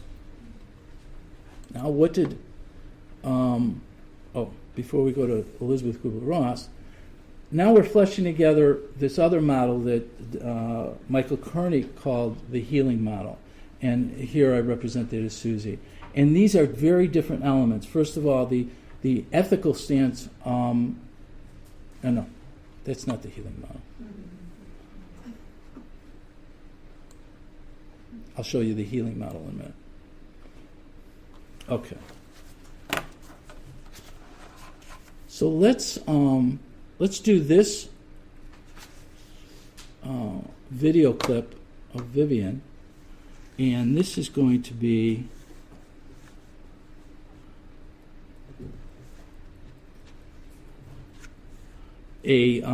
so we talked about her relationship to the feminine and the masculine, and this gives us a little more information about her life that I think is very valuable.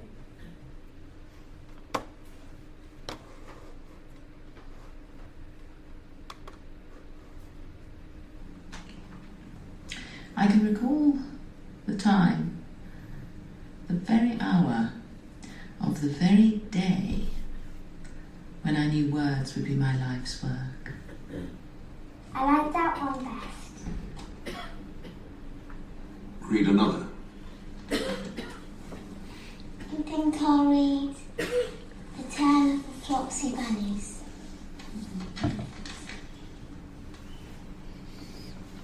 Has little bunnies on the front.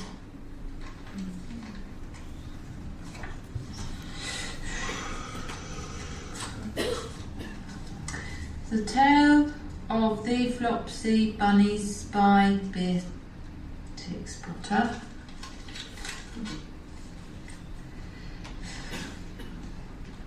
It is said that the effect of eating too much lettuce is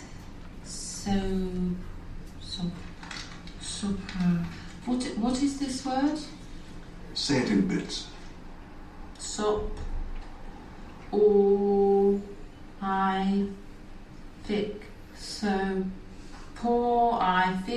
What does that mean?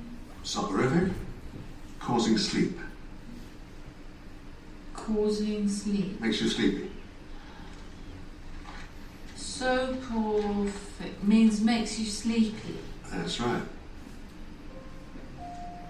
Now, use it in a sentence. What has a soporific effect on you? What has a soporific effect on me?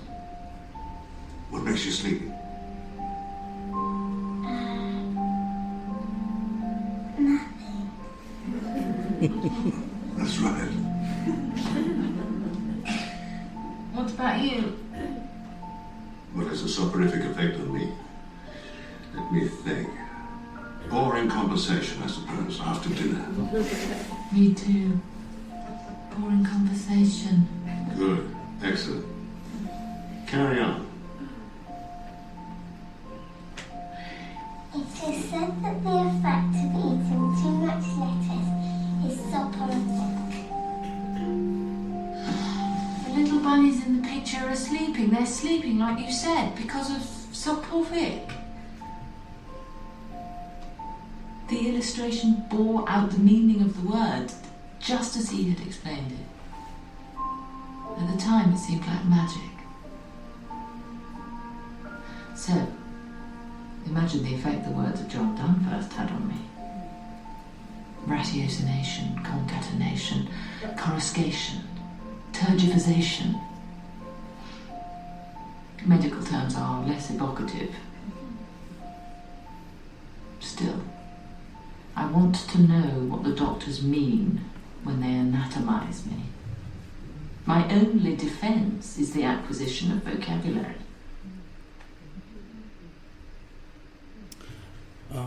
What a beautiful scene. Now we have some more information about Vivian, right? What'd you get a sense of here? Yes. I feel like she's still clinging to going to the library. Okay. She hasn't taken the advice of her professor to just see the comma. She still needs the capitals and exclamation. I see that too. But what is she gaining from this scene? Why is this? Let's imagine that this scene is memory just was conjured up in her. Why? Why at this time? What is she trying to get? Because the words connected to her father. Yes. That she became a professor of English literature for a reason, and one of that was she adored her father. And there is no mother in this picture. There is no mother in this story, at least no biological mother. So she's discovering, and I think that's the tear, that she was discovering where she came from, right? She's putting the pieces together.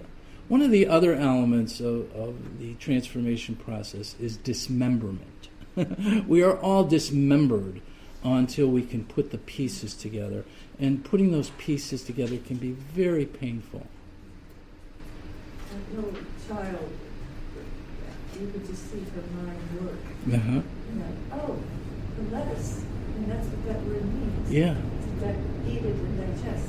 Yeah. And the green, you could just see her thinking, making that connection. Yeah. Really. And the joy of rediscovering the joy of that childhood experience that she may have lost track of in her adult life. She's reconnecting with it. What else? Yes. I don't know about other people in her family. You suggest there weren't any, but she's looking for attachment. And this was a way for her. She could attach to words the way she attached to her father.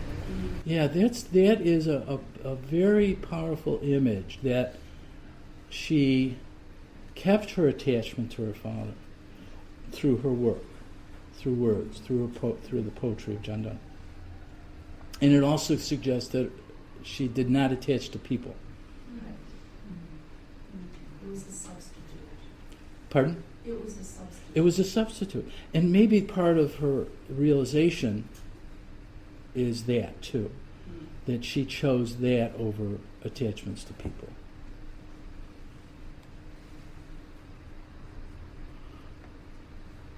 Okay. Now here's the spirit of the depths.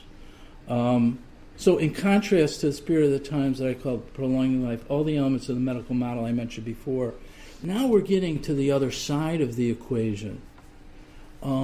Promoting comfort is an ethical switch when we start talking about palliative care and hospice. We're talking about letting go of heroism. Whatever else is going on, there is a letting go of this heroic attitude. And I don't know if that's the best way to describe it, but there's something to that. Fantasy thinking, which was what Jung's differentiating between directed thinking and fantasy thinking. What is she doing in these scenes? She's fantasizing. She's going back. These aren't just memories. These are living images that are within her in the present that she is working with and trying to understand their meaning, trying to derive meaning, sorting the wheat from the chaff. Death as a goal. Where did that come from? Jung said that a couple of times. He said, if we look at death from a psychological perspective, then it's a goal. And whenever I told hospice people that, they looked at me like I had two heads. You know, my relationship to that image has changed over the years because you have to grapple with that. Death as a goal. Let that sit with you. It's interesting to hold on to that. And then the emotional brain, as I mentioned before, including the left and right hemispheres. There's something in hospice, there's a big change in hospice regarding focusing on the personal and the narrative. So hospice people talk about story. They talk about patients' stories.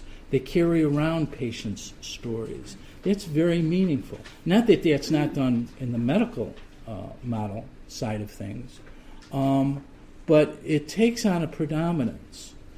Things like we wonder about patients' death. The medical model thinks that you can come up with a list of criteria so that you can predict when somebody's going to die, which is absurd.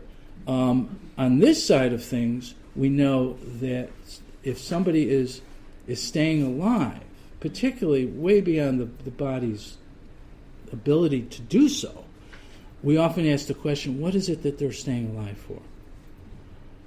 And we ask the families, and sometimes the families will ask the patient, is there something? And sometimes it's an event, an anniversary, or they have to finish something that they started, or something. I remember a young man in his 40s that had pancreatic cancer that was 3 weeks at the end of his life he was comatose. 3 weeks, no liquids, nothing. And we believe that he was waiting for his son's graduation. from high school. And quite literally, his son came home after graduating and went to his father's bedside, and in cap and gown, he reached over to his father and told his father that he was done, he graduated. And his father stopped breathing within 30 minutes. And I've had arguments with doctors who try to convince me that if we just provide enough science, we can figure out when somebody's going to die. And I tell them, good luck. And then lastly, spirit of the depths means something about change is coming from the inside. This is not just chemotherapy. This is not just what's happening on the outside. It's not just what's happening to the body. It's what is changing inside. And our film depicts that beautifully. Okay, let's take another 10-minute break. Is there anything anybody wants to say? Any comments? Any anecdotes? Yes? Yeah, just a comment. A lot of times it seems that people wait until they're alone. Yes. Does that sound? Yes. And I'm just wondering, with your experience, as and all that you've done, what is your comment on that?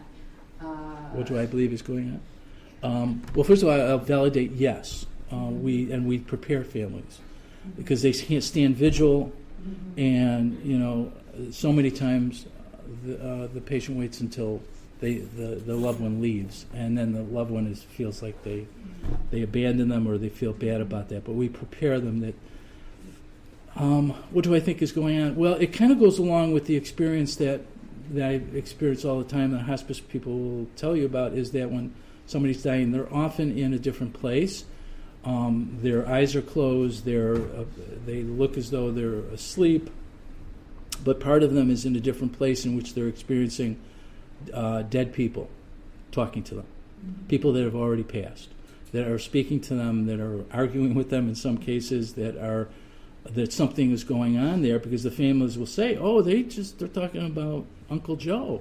Uncle Joe passed away," and that has happened so many times in my career, and if you talk to any hospice person, they'll tell you, but there's no validation of that in a hospice curricula. They won't tell you, they'll call it delirium.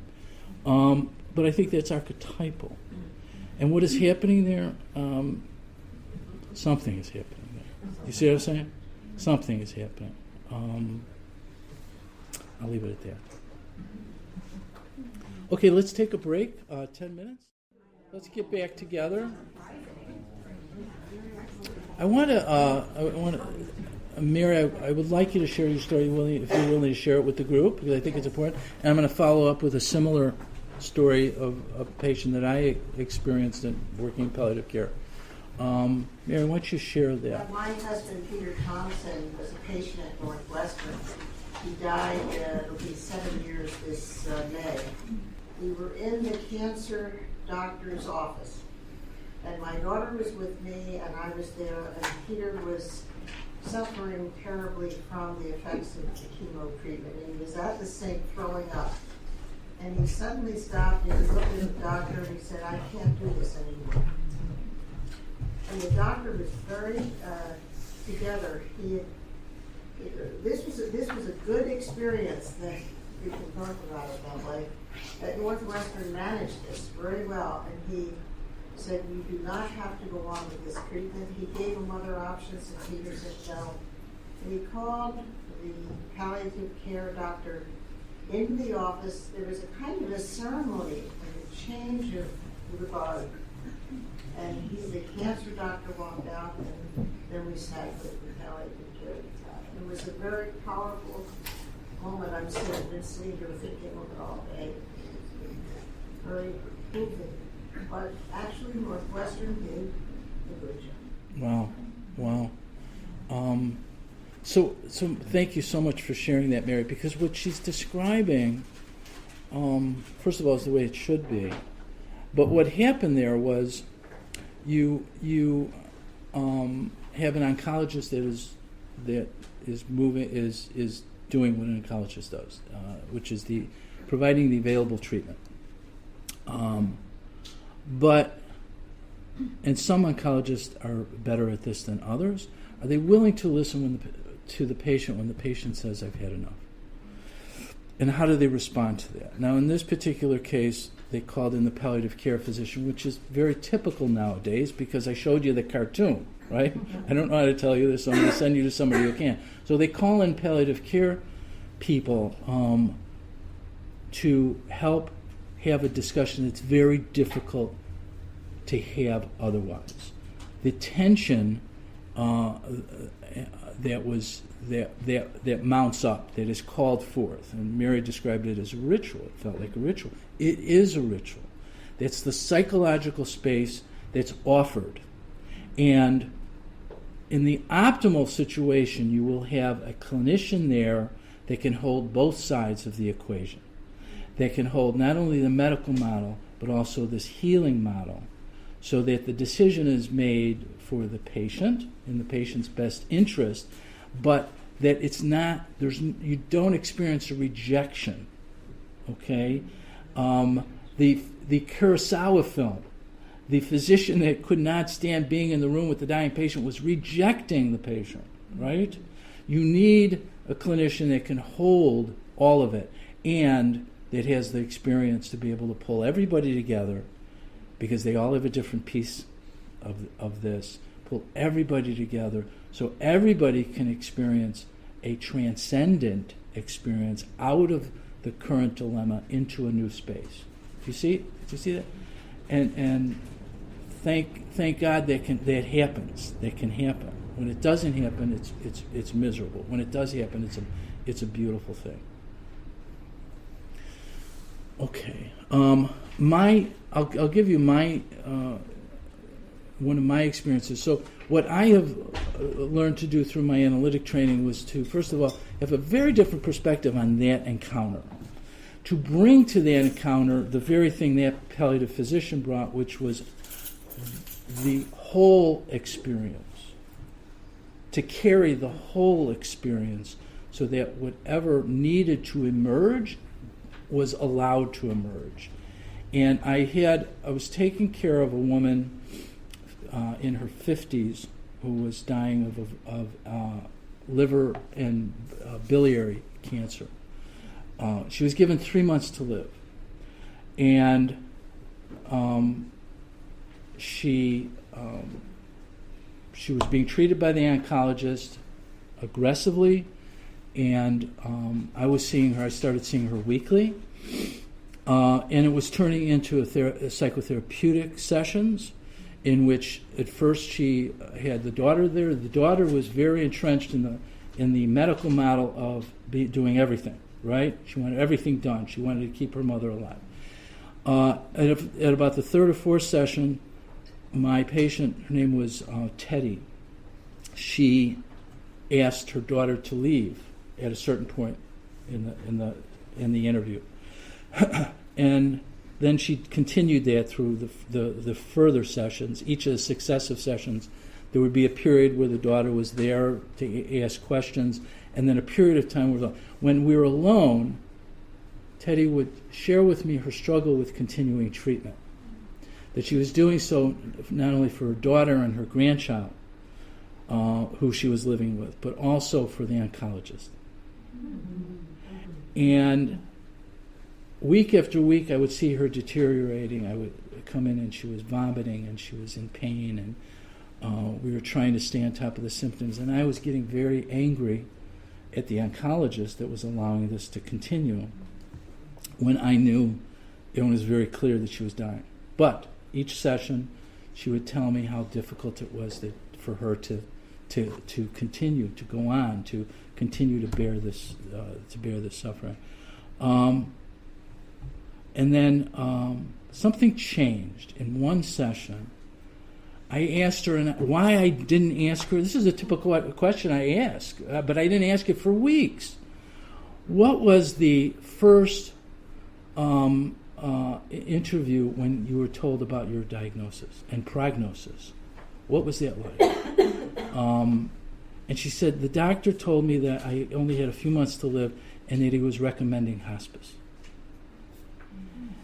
And the reason was the treatment that he had available was not going to, would make her very sick and would probably not necessarily prolong her life. And if it did, it would prolong it for weeks, not months. And she told me, she said she broke down. She just broke down. And she says, please, don't give up on me. Please don't give up on me. Now, as soon as she told me that, I was just flooded with a realization, oh my, because in a previous session she had told me, and actually the first session she had told me when she was growing up and she was 13 years old, her parents divorced. Her father was a drug addict. Her mother took up with a boyfriend. The boyfriend and my client didn't get along, so her mother kicked her out of the house. And at 13 years old, she went to live with a girlfriend of hers whose parents were willing to parent her. And they parented her until she was old enough to go to college. And she went to college and she built a life. And she built a family for herself. So when she told me that the oncologist was willing to treat her because she pleaded with him not to give up, it was because I realized that she had been abandoned by her parents. And she was asking the oncologist to do something, to remedy something that had transpired at such a young age. And when I realized that, my anger completely lifted, because I realized that what was transpiring between her and the oncologist was very sacred, and I was not to interfere with that. And the week after that, the oncologist had told her that he had come to the realization, and I never called him, that the chemo was causing her more harm than good, and that he was recommending hospice. Now, it was then that she was ready for hospice, not that first session. She got hospice. We provided hospice services for her with continuous care. She lived another week. She was surrounded by her family, and she was cared for, and she was comfortable. Do you see that? See what miraculous things can occur in that space, and how easy it is, these dynamics of anger. Actually, I'm going to bring up, we don't have time to include it today, in the Frankenstein lecture that we're going to do. These, with the dynamics, the archetypal dynamics in Frankenstein are what I find emerge in these encounters when you have a dying person who is rejected, right? Because that's what Frankenstein is about. So I encourage you to attend that work and unpack this more using that story as a myth. Integration of shadow. Shadow was one of Jung's hallmark components of the psyche, but also theories. Very, very important. What is happening here is not only a recollection that Vivian is going through, a recollection of herself, a putting together of pieces of herself, but also she's integrating shadow. Who represents her shadow in this story?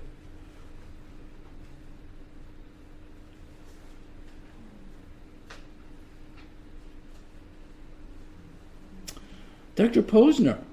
Dr. Posner is a perfect depiction of what she's identified with, and now she's experiencing the shadow of that, because now she's in the place of being the patient. Do you see? So this integration process is going on, and it's depicted in the film in these next couple of scenes. Okay.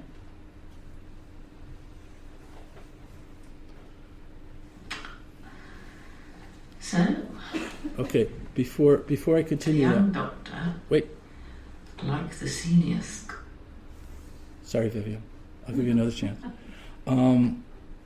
The scene before this, Dr. Posner comes in, he's checking the charts, checking the numbers, and she starts asking him questions about why he was interested in oncology and in cancer, and he gets animated and passionate about why he's interested in cancer, but he hates the clinical piece of it because he's got to deal with human beings, so she's taking all this in. At the same time, you could see her really struggling with the fact that she's trying to make a connection with him. Remember, she has a transference to him. She identified with him, and now she wants an emotional connection. And so This is the scene just after she tries to connect with him.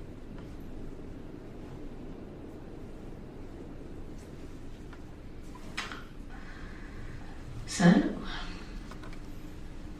the young doctor, like the senior scholar, prefers research to humanity. At the same time, the senior scholar, in her pathetic status simpering victim, wishes the young doctor would take more interest in personal contact. Oh. Now, I suppose we shall see how the senior scholar ruthlessly denied her simpering students the touch of human kindness she now seeks.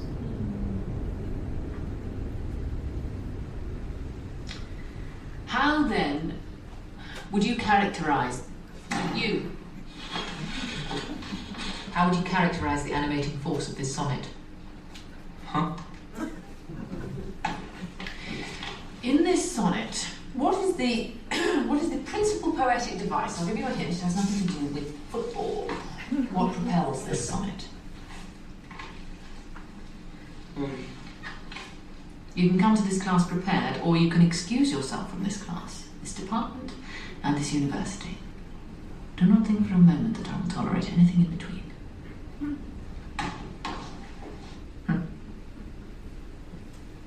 Did I say you are 19 years old? You are so young. You don't know a sonnet from a steak sandwich. By no means. To scan the line properly, we must take advantage of the contemporary flexibility in ION endings, as in expansion.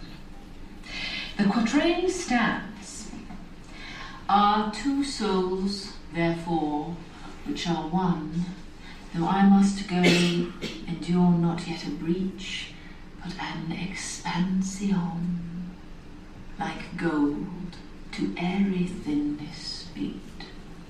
Bear this in mind in your reading. That's all for today.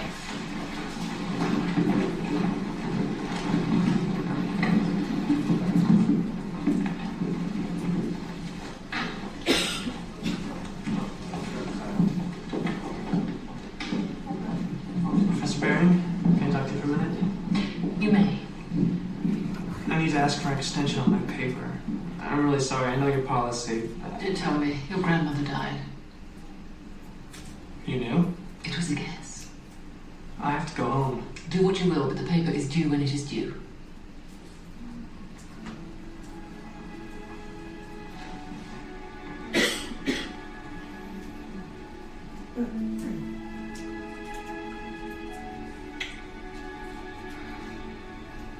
I don't know. I feel so much. What is the word? I look back and I see these scenes and I...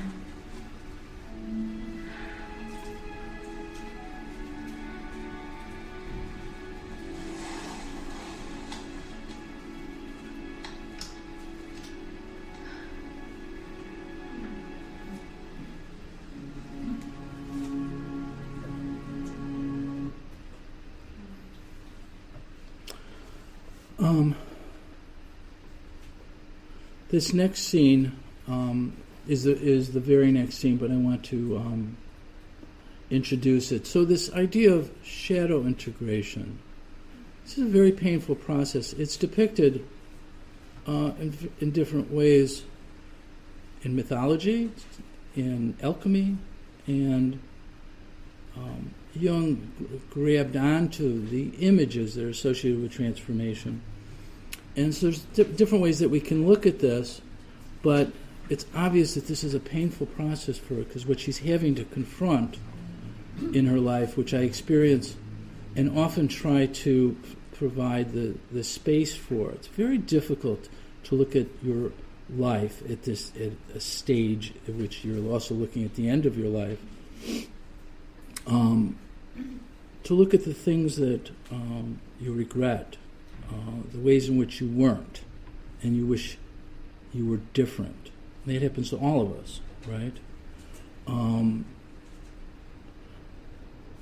But it's easy to avoid those things.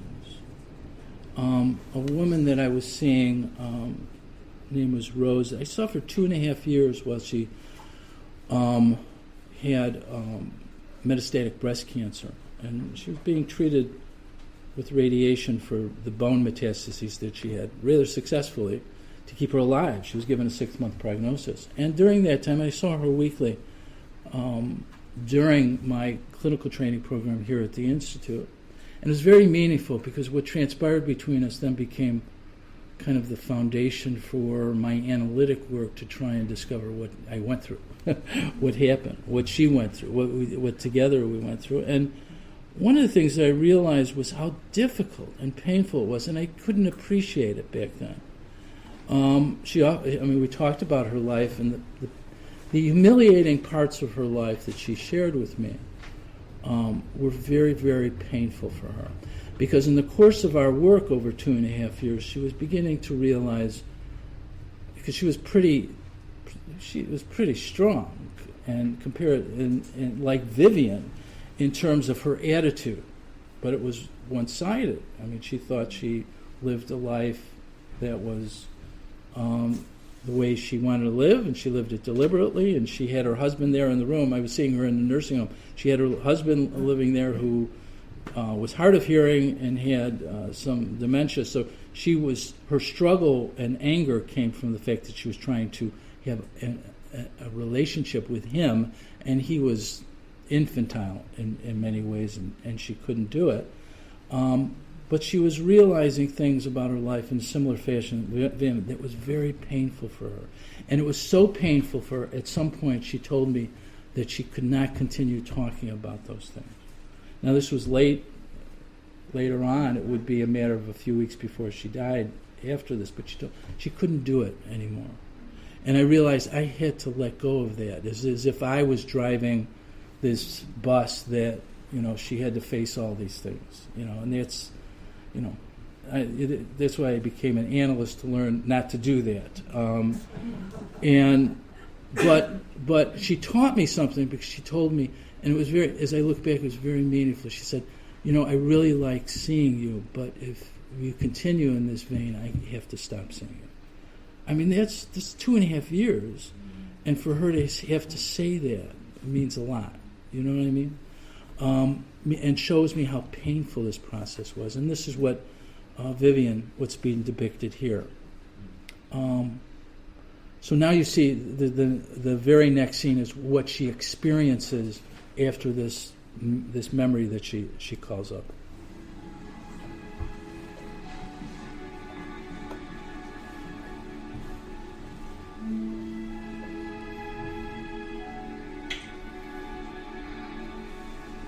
I don't know.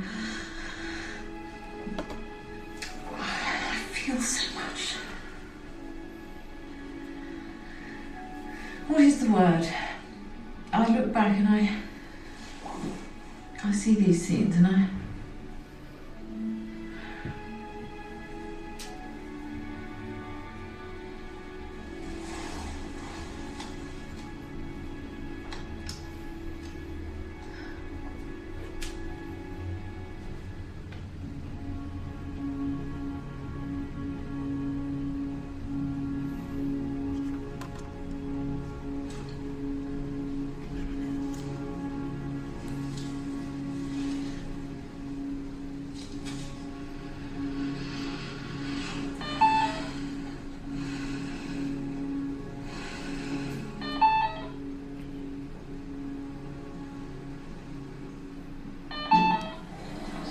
Is that you beeping at 4 o'clock in the morning?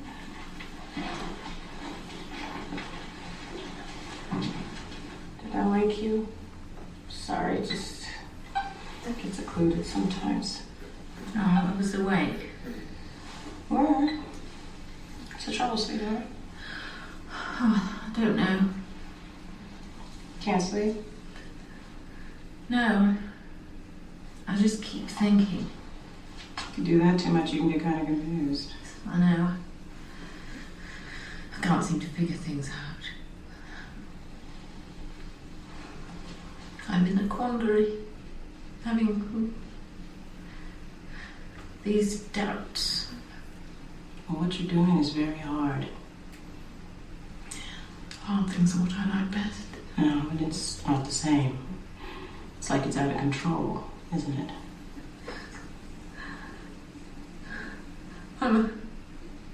I'm scared. Of course you are. I walked up. I didn't feel so sure of myself anymore. And you used to feel sure, didn't you? Yes. I used to feel sure. Oh, Betty, it's okay. It's all right. And it hurts. I know. It's all right. It's all right. It's all right.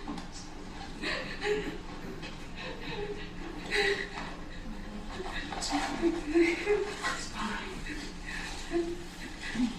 Baby, that's okay. It's all right.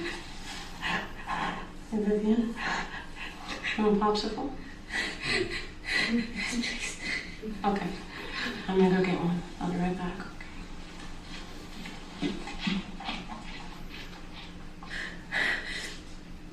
The epithelial cells in my GI tract have been killed by the chemo.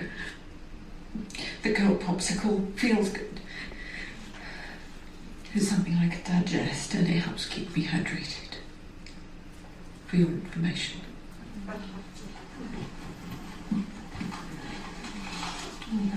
Kit.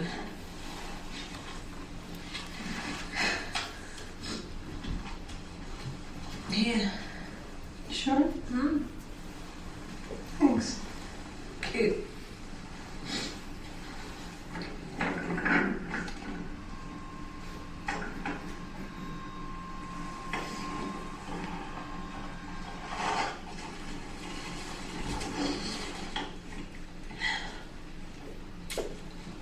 When I was a kid, we used to get these from a truck. The man would come around and he'd ring his bell and we'd all go running over. And then we'd sit on the curb and eat our popsicles. It's pretty profound, huh? Sounds nice.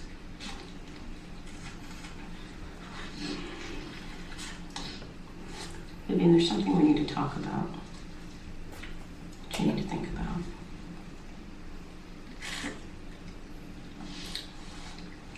My cancer's not being cured, is it?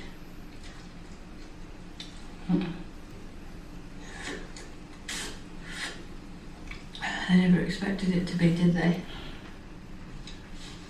Well, they thought the drugs would make the tumor get smaller. And it has. It's gotten a lot smaller. But the problem is it started in other places too. And I mean, they've learned a lot for their research, and it was the best thing they had to give you. It was the strongest drugs. It's just that there really isn't a good cure for what you have yet. For advanced ovarian. I'm sorry, they should have explained this to you. I knew. You did? I read between the lines.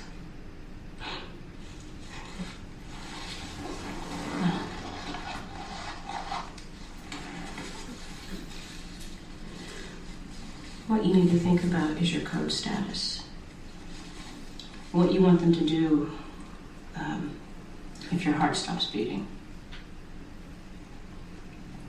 Well, you can be full code, which means that if your heart stops, we'll call a code blue, and the code team will come in and resuscitate you and take you to intensive care until you stabilize. Or you can be do not resuscitate, which means that if your heart stops, we'll just let it. You'll be DNR.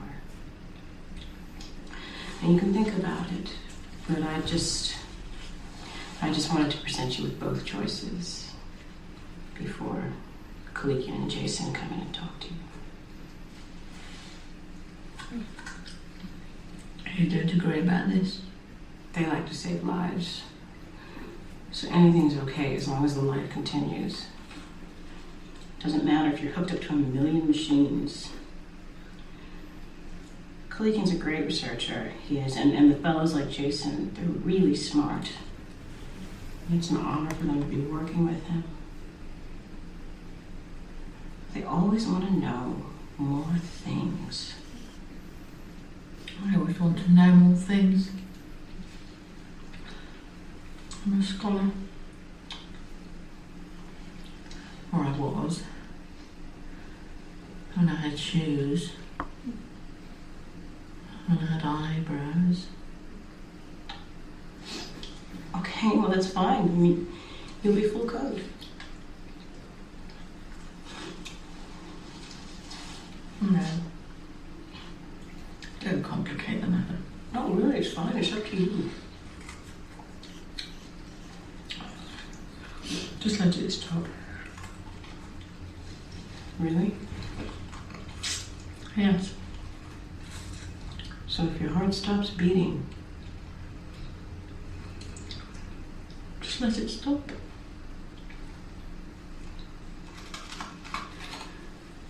You sure? Yes. Okay. Okay, I'll get Kalikian to give the order and then... Susie. Yeah? You're still going to take care of me, aren't you? Of course I am. Don't you worry, sweetheart.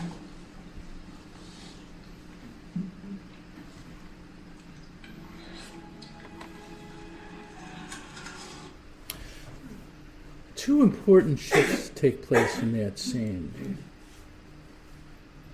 Very, very important. The first one is that her soliloquies, her relationship to the audience changes. She is defensive throughout the rest of the film, defensive with the people she's interacting with, and she's very vulnerable with the audience. In this scene, she becomes defensive with the audience, and she becomes vulnerable with Susie. Do you see that shift? Very, very important. The other shift is between the masculine and the feminine.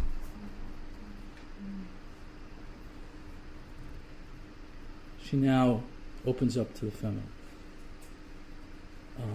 And it's a significant shift in her story, and I think in her personality. We have the sense that she grew up with a father. She had no relationship with a mother. We're not sure what her relationship was with women, if she idealized women or if she only idealized or identified with men. And that's not serving her in this case, right? That's not serving her in her experience. And part of the change that she's experiences in her relationship to the feminine. This is a quote that I've carried around with me for quite a while since I read Lynn Cowan's book on masochism. And masochism she uses to equate it to individuation. And she pulls out, and I cannot find this quote for the life of me, if anybody has it, in Nora Hall's works, but she pulled it out and she included it in her book. And the quote is, "The way out of the labyrinth is to keep one hand on the cold, damp, shuddering wall of your humiliation."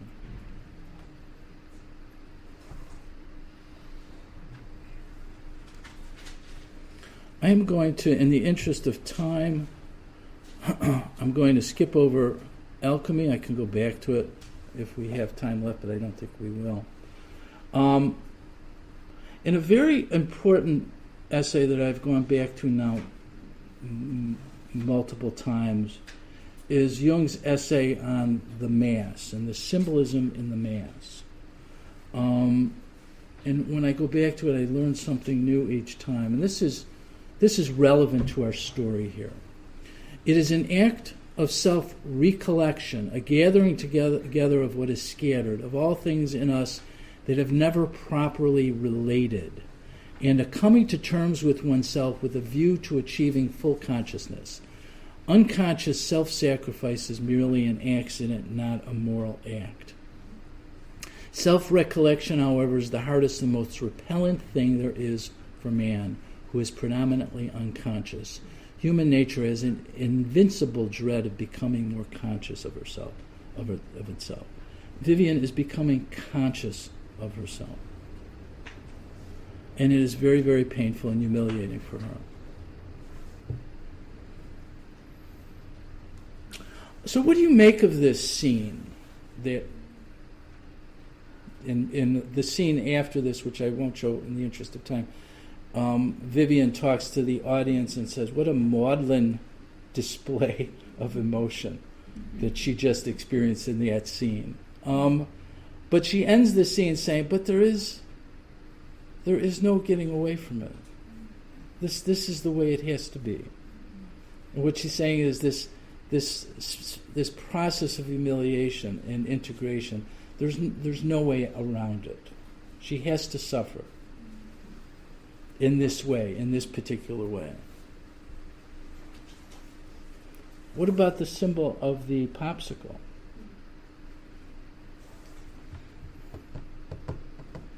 What's popsicle represent?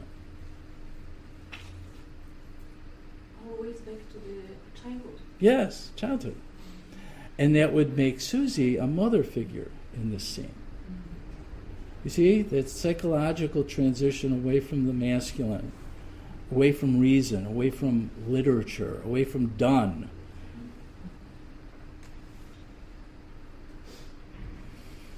We talked about this. We talked about that. Okay. Now for the next few scenes. I'll let this scene speak for itself and we can talk about it.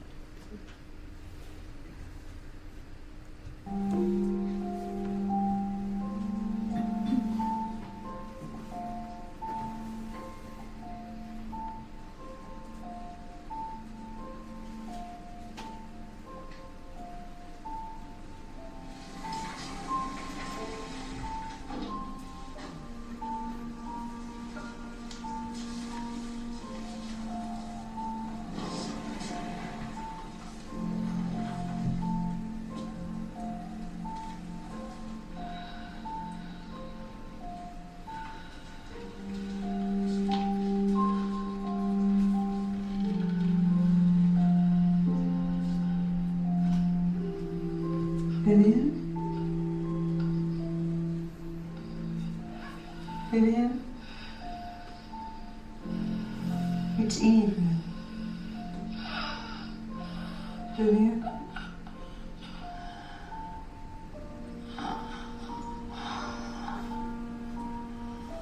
Oh, God.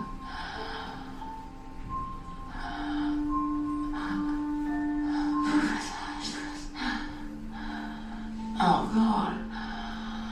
Oh. I'm in town visiting my great-grandson, who is celebrating his 5th birthday. I went to see you in your office, and they directed me here. I've been walking all over town. I'd forgotten how early it gets chilly here.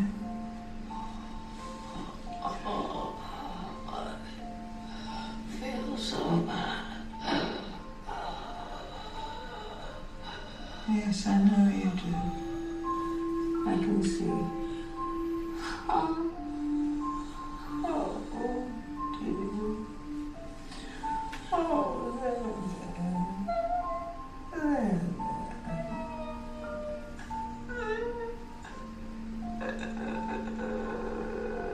Oh, Vivian.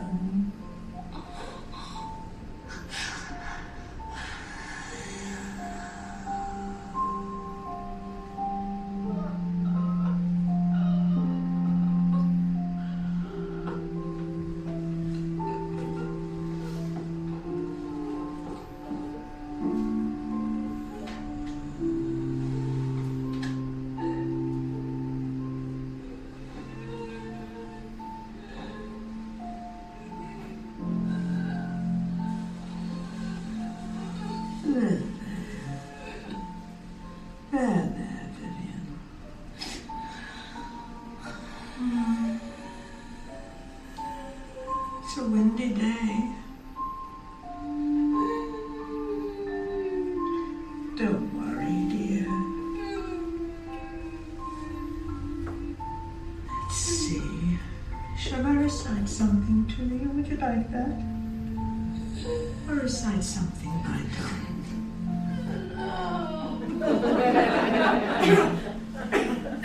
Very well.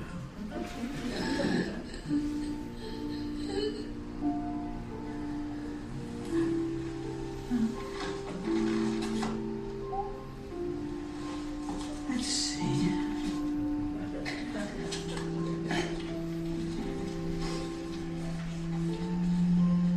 The Runaway Bunny by Margaret Wise Brown.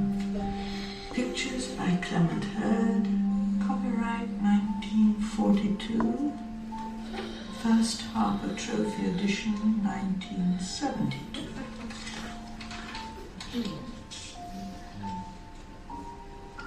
Once there was a little bunny who wanted to run away, so he said to his mother, "I'm running away." "If you run away," said his mother, "I will run after you, for you are my little bunny." "If you run after me," said the little bunny, "I will become a fish in a trout stream, and I will swim away from you." "If you become a fish in a trout stream," said his mother, "I will become a fisherman, and I will fish for you." Ah, look at that. A little allegory of the soul. Wherever it hides, God will find it. See, Lillian? "If you become a fisherman," said the little bunny, "I will be a bird and fly away from you." "If you become a bird and fly away from me," said his mother, "I will be a tree that you come home to." Ah, very clever.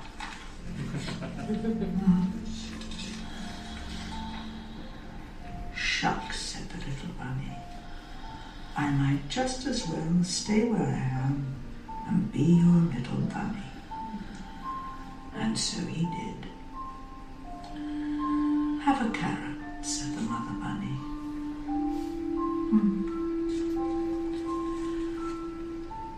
Wonderful.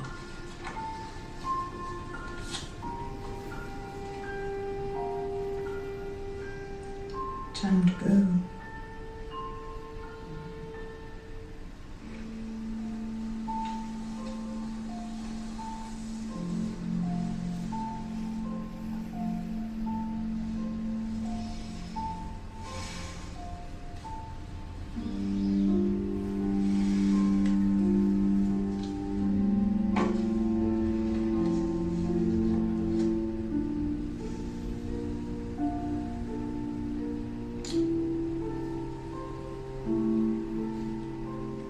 And flights of angels sing thee to thy rest.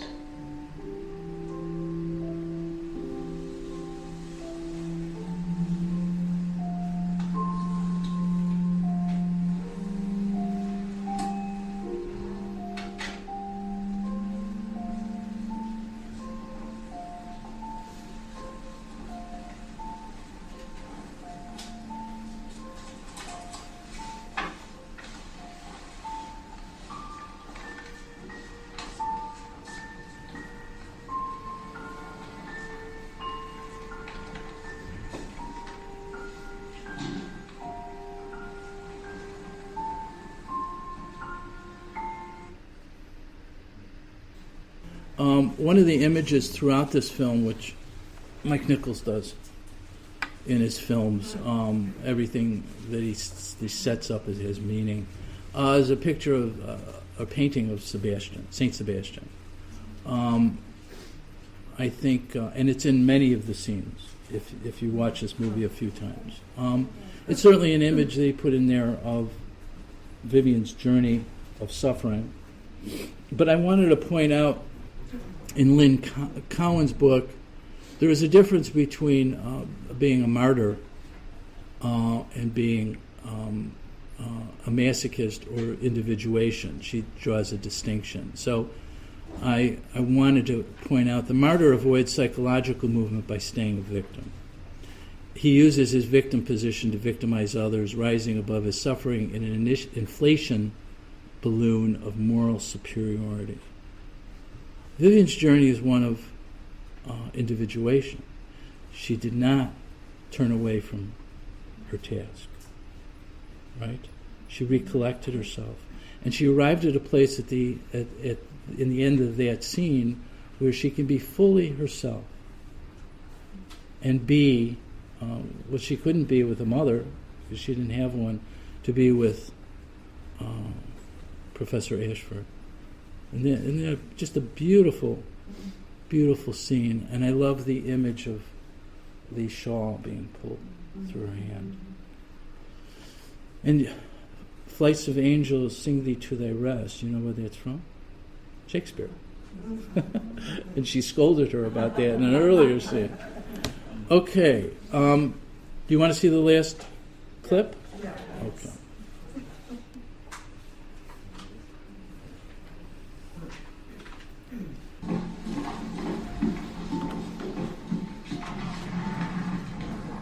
Professor Barry, how are you feeling today? 3 p.m. my dehydration totals 2,030 out. Oh, that's it. Kitty's gone. Professor Barry? Highly unresponsive.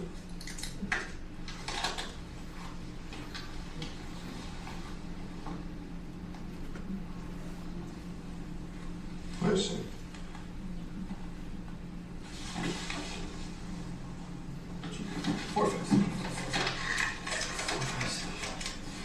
Code blue, room 707. Code blue, room 707. Dr. Posner, POSNER. Hurry up.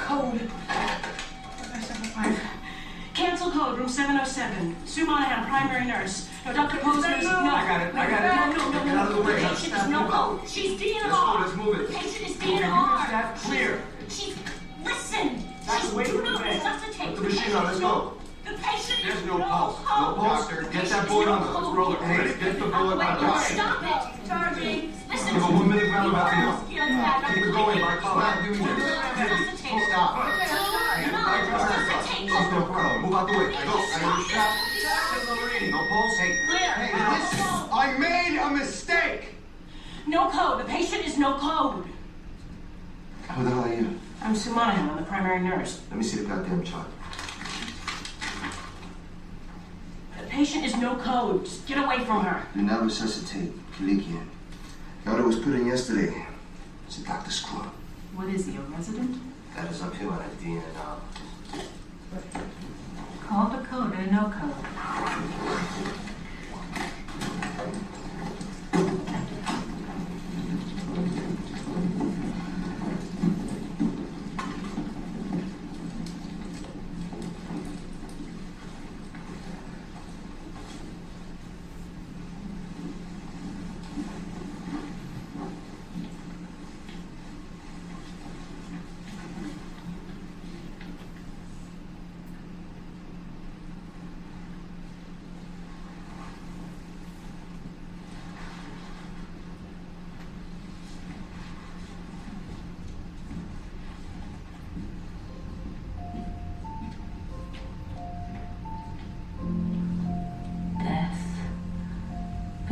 Proud, though some have called thee mighty and dreadful, for thou art not so.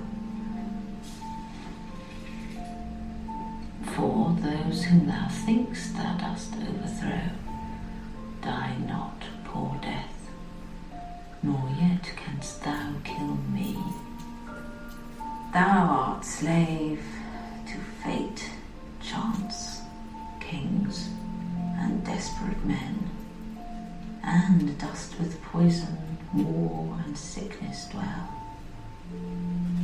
And folly or charms can make us sleep as well and better than thy stroke. Why swell'st thou then? One short sleep past, we wake eternally, and death shall be no more. Comma. Death, thou shalt die.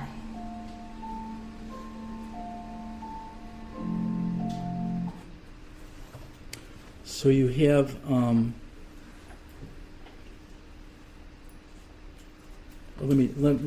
you can leave with this quote from Jung. This is in Memories, Dreams, Reflections. A man should be able to say he has done his best to form a conception of life after death, or to create some image of it, even if he must confess his failure. Not to have done so is a vital loss. In those two last scenes, you have the spirit of the times depicted in the force of the medical model. It's one-sidedness. It's inability to listen.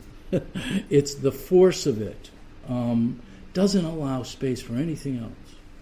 And then the previous scene is what can happen in the space that can be opened up once that space is allowed. That scene is almost archetypal in that which Vivian needed came at the end of her life and slipped back into collective unconscious at the end.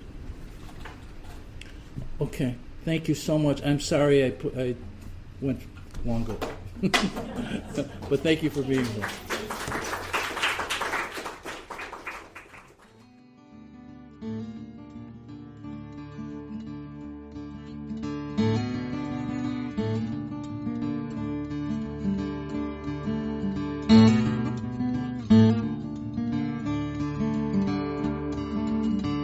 This podcast is distributed under a Creative Commons Attribution, Non-Commercial, No Derivatives license. Share it all you like as long as you maintain the attribution to the speaker, but please do not change it or sell it. If you like this episode, tell your friends about us or leave us a review on iTunes. For more information about classes, training programs, videos, audio, this podcast, or to find a Jungian Analyst near you, visit our website, www.jungchicago.org. Thank you to our 2019 supporter level donors, Bill Alexi, Usha and Ashok Bedi, Circle Center Yoga, Arlo and Rena Compan, Eric Cooper and Judith Cooper, Lorna Crowell, D. Scott Dayton, George J. Didier, the Kull Family Foundation, Ramakrishnan and Full Bloom Lotus, Suzanne G. Rosenthal, Deborah Stutzman, Deborah Tobin, Alexander Wayne and Lynn Kopp, and Gerald Weiner. If you would like to support this podcast, just go to jungchicago.org/give.